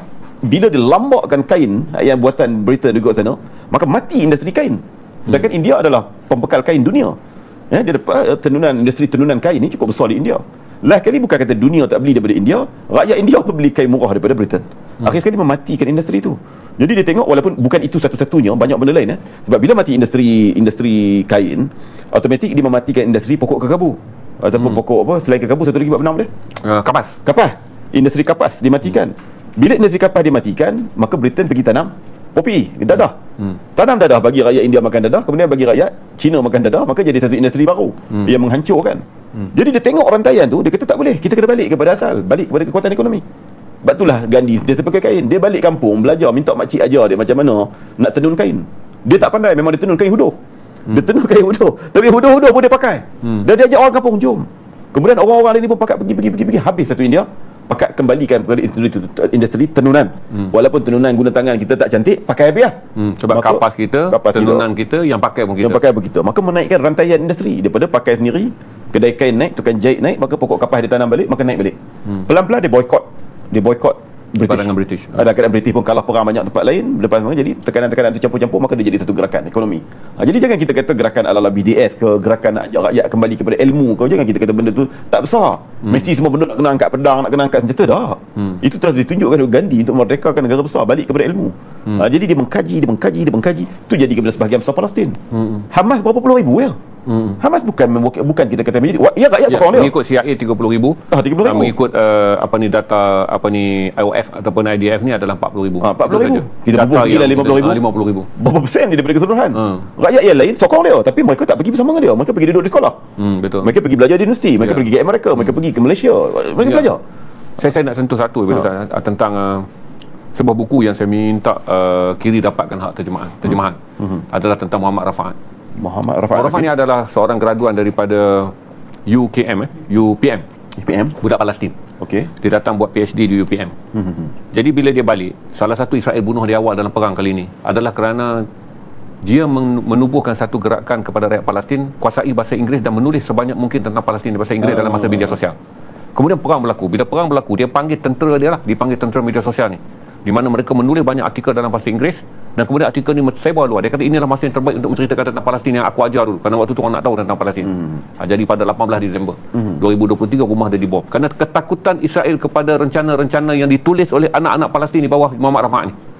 Saya bila baca buku di atas kapal, saya tak ada buku tu, kawan dipinjamkan oleh kawan saya seorang India yang tinggal di Australia. Dua babnya menitik mata. Bila tak kapal dah bersunyian. Mana buku baru lah? Buku baru. Lepas dia meninggal, mereka kumpul email-email dia. Email dia pun akademik. Hinggalah himpunan email-email dihantar kepada kawan-kawan dia, artikel-artikel yang ditulis, yang diterbitkan oleh kawan-kawan dia di Barat dan Amerika, dijadikan buku. Is I Must Die. Saya minta Kiri terjemahkan buku tu untuk tuan-tuan lihat bagaimana takutnya Israel. Yang awal Israel bunuh bukan dulu orang Hamas. Yang awal Israel bunuh adalah tentera media sosial yang menulis bagus dalam bahasa Inggeris untuk menjelaskan Palestin yang sedang dibom. Jadi mereka hantar satu drone, bunuh, maka syahid lah. Dan lebih sedih bila saya pergi ke UPM baru ni mereka kata mereka ada sidang media dengan dia, telekonferens 2 minggu sebelum dia dibunuh pada 18 Disember tu.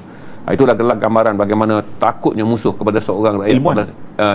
Dan bagusnya kita bangga. Dalam buku tu dia tak ada biografi mengatakan dia lahir di UKM. Dia buat PhD di UKM. Bila balik saya cerita dekat orang UKM, itu student kita.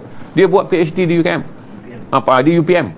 Jadi bila saya buka biografi dia, mereka tak letak kata dia ni UPM. Saya baca, saya kata hebat. Satu orang yang mendidik di universiti, tulislah dalam bahasa Inggeris, kuasai ilmu penulisan, menjadi pandai tapi tidak main, tulislah, dan dia menyediakan apa yang dipanggil sebagai penulis-penulis dalam bahasa Inggeris untuk menceritakan tentang Palestin. Jadi bila perang berlaku, adalah masa itulah mereka hantar banyak artikel, menjadikan Israel bom rumah dia untuk menghapuskan apa yang dipanggil sebagai tentera media sosial berbahasa Inggeris untuk mempengaruhi masyarakat dunia tentang apa yang berlaku di Gaza. Tu kita kata Muhammad Rafaat ni orang Malaysia kita tak jadi ke? Itu hebat dia. Yang kita duk pergi istilah dia, koyak lah apa benda tu tak koyak ke Israel pun, bagi dia sakit hati. Tapi nak membangkitkan kesedaran dunia tu, kalau tak reti bahasa Inggeris pun, tulis kat bahasa Melayu, tanya ChatGPT, dia boleh tukar. Google Translate pun. Orang yang nak baca pun dia translate. Jadi maklumatnya sampai. Jadi itulah patutnya kita pergi komen dekat BBC, pergi komen kat template kita punya. Maknanya benda tu semua boleh buat, daripada kita duk maki orang gitu-gitu, semua boleh buat sepatutnya kan. Tuan-tuan doakan kita dapat terbitkan buku dia. Kita sedang berusaha untuk membeli copyright. Kalau mahal saya akan share dengan Kiri beli copyright tu, sebab saya fikir rakyat Malaysia patut bangga. Kerana seorang yang lahir daripada PhD di UPM balik ke Gaza, bidang mengajar dia dalam dia lahir di UPM, saya tak ingat bidang dia apa. Saya rasa something communication PhD, tapi dia balik di Gaza, di universiti tu dia mengajar pelajar-pelajar untuk menulis. Di Malaysia ni orang lulusan menulis tak bagus, dia mengajar ni khas untuk menulis dia mengenai Palestin. Jadi menjadikan pada satu lepas dia mengajar tu, dia dah sediakan pelajar. Berlakulah perang Gaza. Berarti Palestin ada ramai yang boleh menulis Inggeris dengan bagus. Sebab tu saya akan ingat Hind Khudri, yang menjadi wartawan Al Jazeera.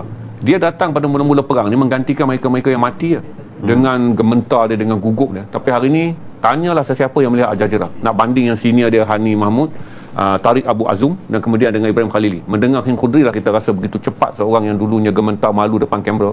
Hari ni kalau dia bercakap, plum, menjadikan saya kata, begitu bagaimana kalau orang sepatutnya Hind Khudri ni sepatutnya trauma lah.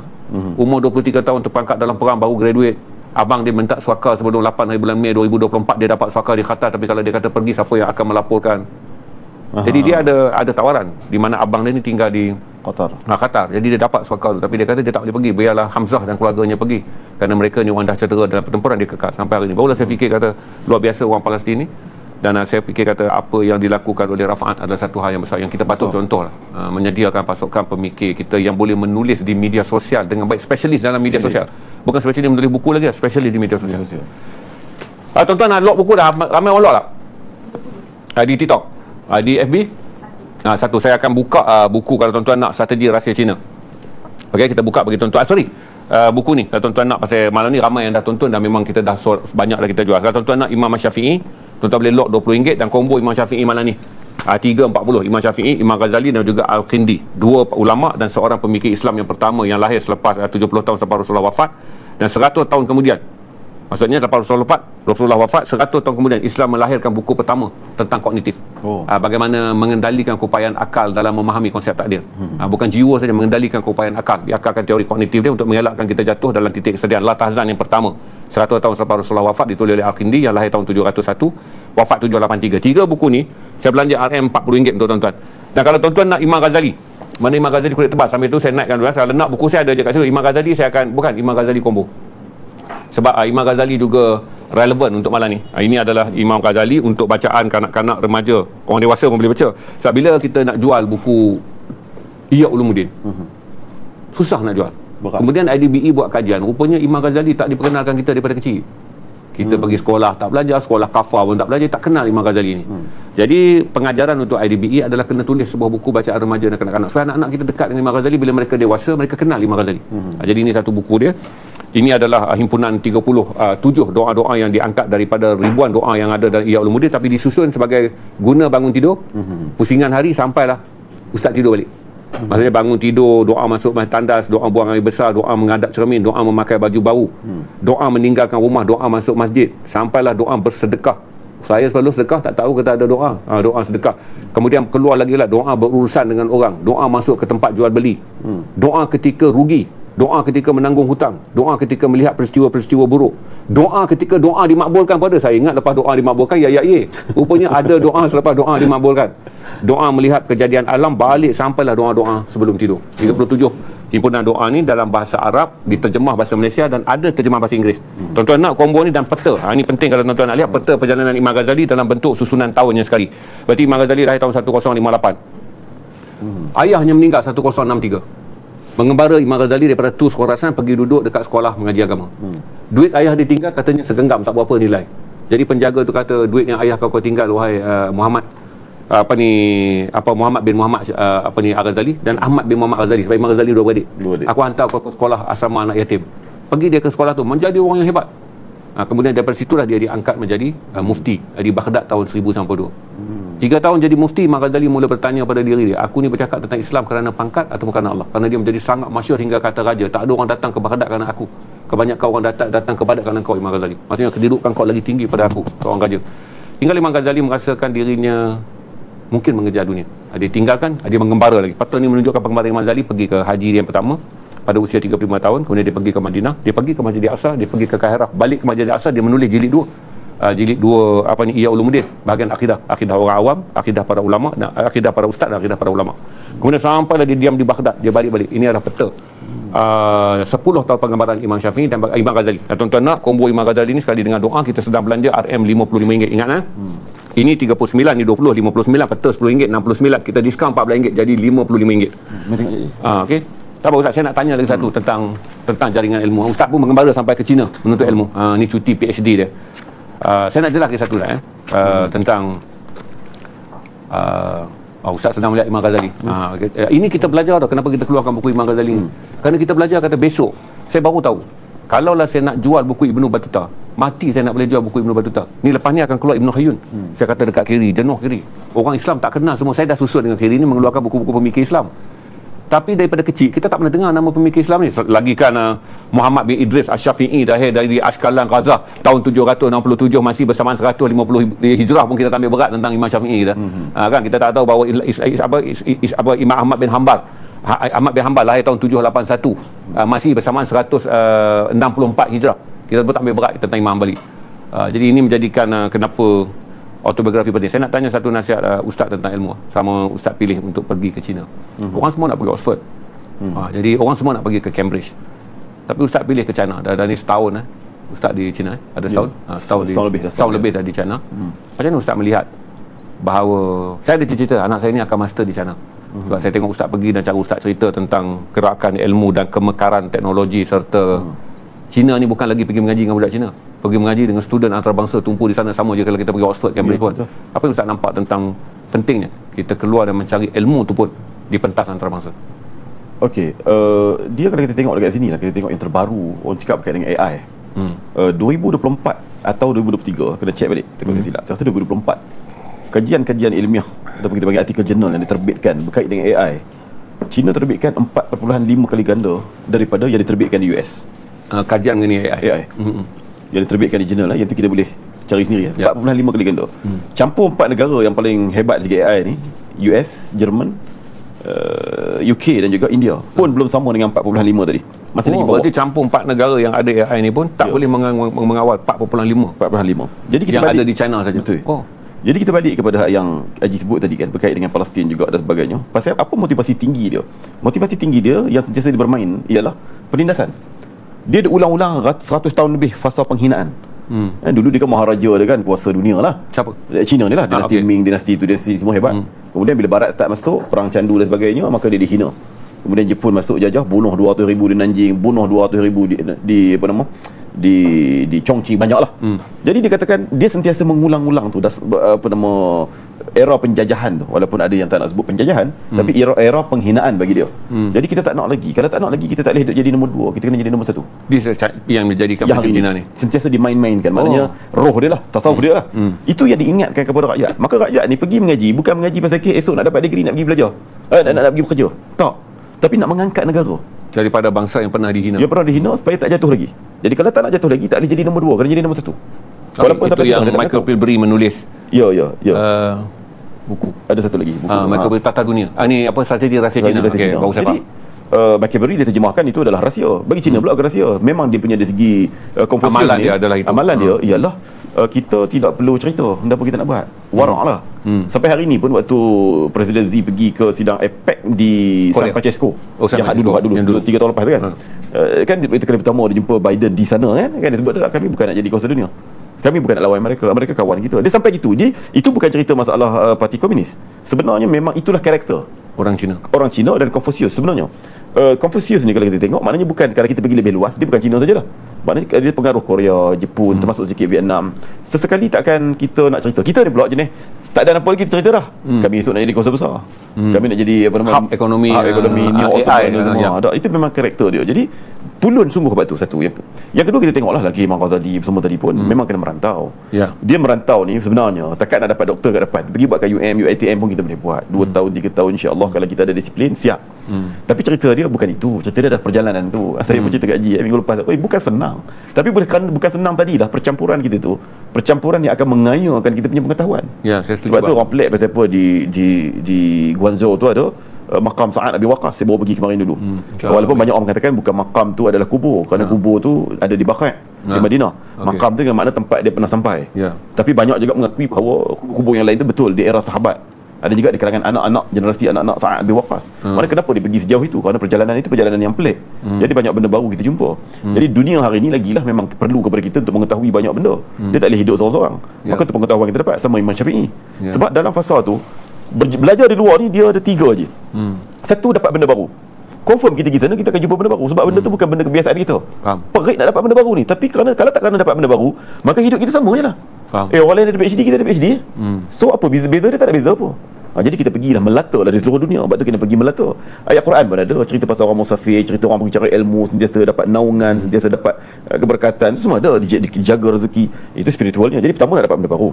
Yang keduanya, bila kita pergi jauh ni, kita akan dapat kesusahan. Pergi duduk sini sakit demam, mak ayah ada, kawan-kawan ada, kita duduk luar, siapa dia? Jadi akhir sekali orang yang asing itulah jadi keluarga kita. Usaha kita bukan saja belajar membina persahabatan, menyesuaikan diri dengan lingkungan, menjadi manusia baru pula. Jadi balik pada Quran, Tuhan jadi kita pasal apa? Supaya kita berkenal-kenalan. Oh, di situ dah berkenal-kenalan. Tuan-tuan boleh bayangkan, saya duduk dalam satu sekolah yang Melayu ada 2 orang, seorang pun perempuan, kakak tu pun dia pun dah nak habis dah. Lah kali kita kena nak tak nak kena kawan dengan Cina. Cina Malaysia ke Cina sana, kita kena kawan lah. Israel, dia manusia, kena kawan lah. Bukan saya kata saya bersahabat, saya sebut istilah kenalan lah. Sebab dia belajar di situ. Tapi cerita dia manusia juga. Jadi cerita dia last kali kita pun saling kenal mengenal.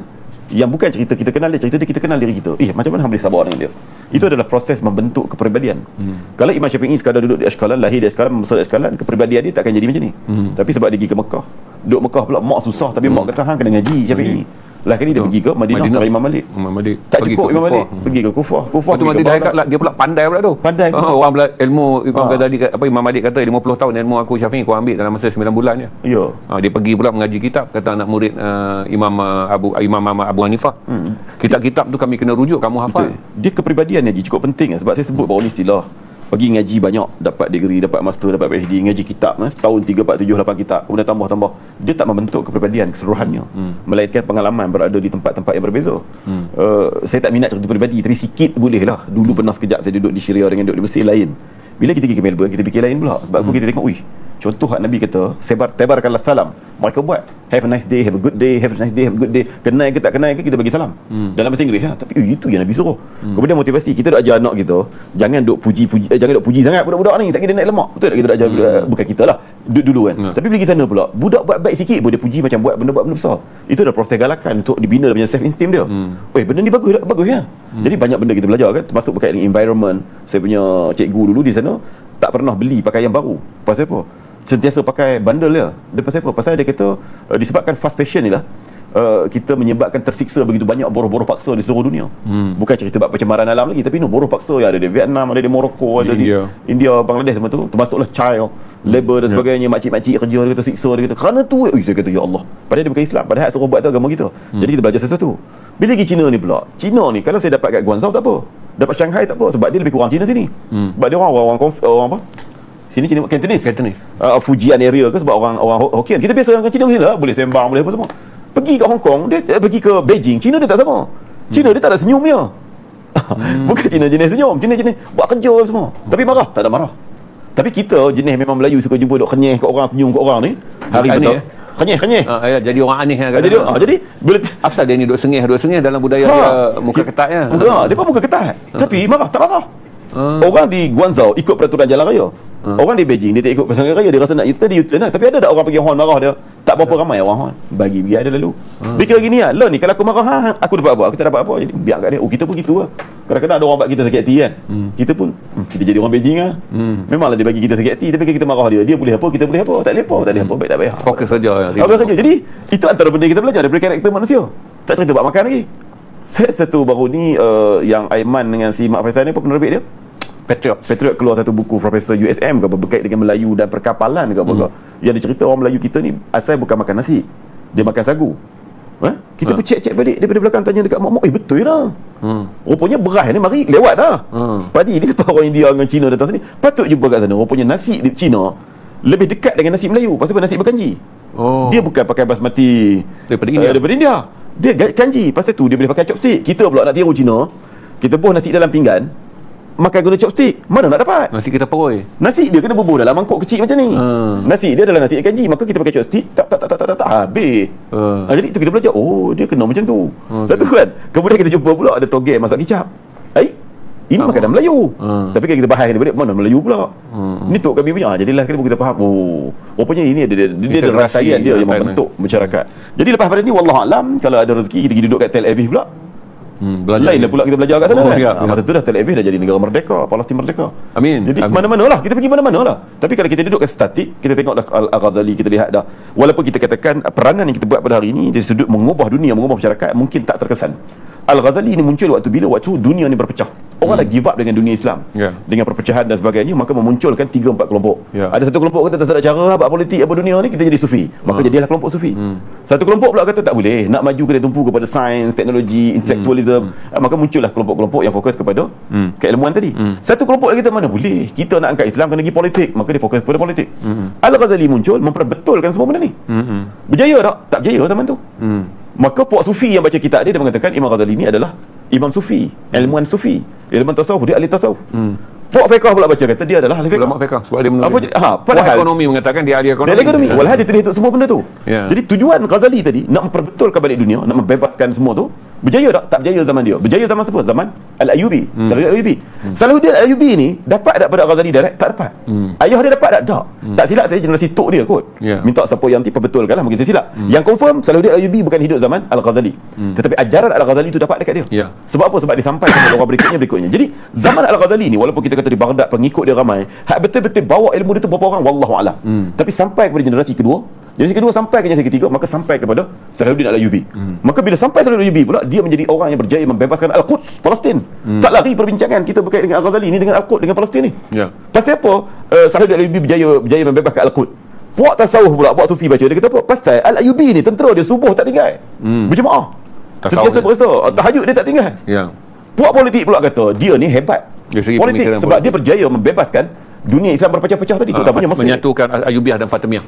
Al-Ayyubiyah dengan Fatimiyah, walaupun begitu Syiah, dia berjaya satukan. Walaupun dia ambil alih dan sebagainya, dia tak tinggalkan puak tu, terus bagi peranan. Bahkan antara yang jadi tentera daripada itu adalah puak Drus. Drus antara join tentera Salahuddin Al-Ayyubi untuk membebaskan Al-Aqsa. Itu kita kena ingat, walaupun Drus tidak lagi dianggap sebagai bukan Islam. Drus pun jadi tentera dia, maknanya dia hebat politik. Kemudian kita katakan puak-puak intelektual pula, puak-puak ilmuwan pula kata, oh Al-Ayyubi ni dia memang terror, pasal tu pemikir, pasal tu dia hebat guna pedang, tombak segala macam sampai dia boleh perang. Keliling dia pun doktor-doktor pakar cukup banyak. Habis tu lah doktor pakar dia boleh pergi rawat Richard apa nama tu? Richard Lyon, panglima tentera tu, pasal keliling dia adalah kelompok-kelompok begitu. Sebenarnya dia itu adalah semua. Dialah ilmuannya, dialah ahli politiknya, dia juga lah ahli tasawufnya. Al-Ayyubi itu dia dapat daripada mana? Dia dapat daripada Al-Ghazali. Bila dia jumpa Al-Ghazali, dia tak pernah jumpa Al-Ghazali. Tapi ayah dia jumpa Al-Ghazali. Tak, siapa dia? Generasi tok dia boleh jadi jumpa Al-Ghazali, ilmu tu sampai kepada dia. Jadi kita buat pada hari ni, kita cakap ajak tumpu pada ilmu. Pergilah Australia ke, pergilah Tel Aviv ke, pergilah ke Haifa ke, pergilah China ke, Spanyol ke, mana ke, belajarlah. Tapi untuk apa? Bukan untuk kita. Belajar tinggi-tinggi pun saya dah pesan juga generasi muda relevan anak-anak ni kan. Kalau hampa pergi ngaji tinggi mana pun, balik bukan pasal kek mak pak nak duit apa. Masa hampa balik duit ada sikit je pun, mak pak makan nasi sepinggan pun tak habis dah. Hampa nak bagi duit apa duit kat mak ayah? Dah tua dah hampa pun dengan keluarga sendiri sebagainya. Tapi kita ni cari ilmu untuk apa? Untuk ummah. Ummah tu ummah hari ni ke? Boleh jadi bukan hari ni, tapi generasi ke depan. Tahu tak kesan dia bagaimana? Wallahu a'lam. Tapi buat mula pada hari ni. Kalau kita tak mula pada hari ni, maka selama-lamanya lah kerja kita cari duit bagi duit orang, cari duit bagi duit orang. Pasal apa kita jadi bangsa pengguna? Pasal apa tak ada benda yang punya kita cipta. Maka kita tidak merdeka. Maka hari ni tujuan kita tuntut ilmu, belajar merata tempat ni supaya apa? Merdekanya bangsa-bangsa berikutnya, merdekanya generasi-generasi berikutnya. Jangan tengok kesan pada hari ni, walaupun dengan zaman era baru ni sebenarnya kesan cukup cepat. Hari ni boleh nampak, tapi kita tak peduli pada yang cepat tu. Kita memulakan bagaimana Al-Ghazali memulakan dalam keadaan tak ramai orang ikut dia, tapi akhir sekali orang yang ikut dia tu seorang je, tapi seorang tu berjaya membebaskan membebaskan Al-Quds. Itulah Salahuddin Al-Ayyubi. 900 tahun lepas Imam Ghazali wafat, seorang padri Kristian dan juga seorang sarjana dalam 3 bidang, sejarah, falsafah dan juga bahasa Arab, mengangkat kata Al-Ghazali adalah Al-Ghazali adalah pemikir terulung yang pernah ada di dunia. Ini ditulis 900 tahun lepas Imam Ghazali wafat. Beliau bukan seorang Muslim. Bila Imam Ghazali adalah seorang pakar dalam bidang, dia padri tapi waktu yang sama akademik dia adalah pakar dalam bidang sejarah, falsafah dan akhirnya menjadi guru bahasa Arab kerana dia mengaji Imam Ghazali direct dalam bahasa Arab.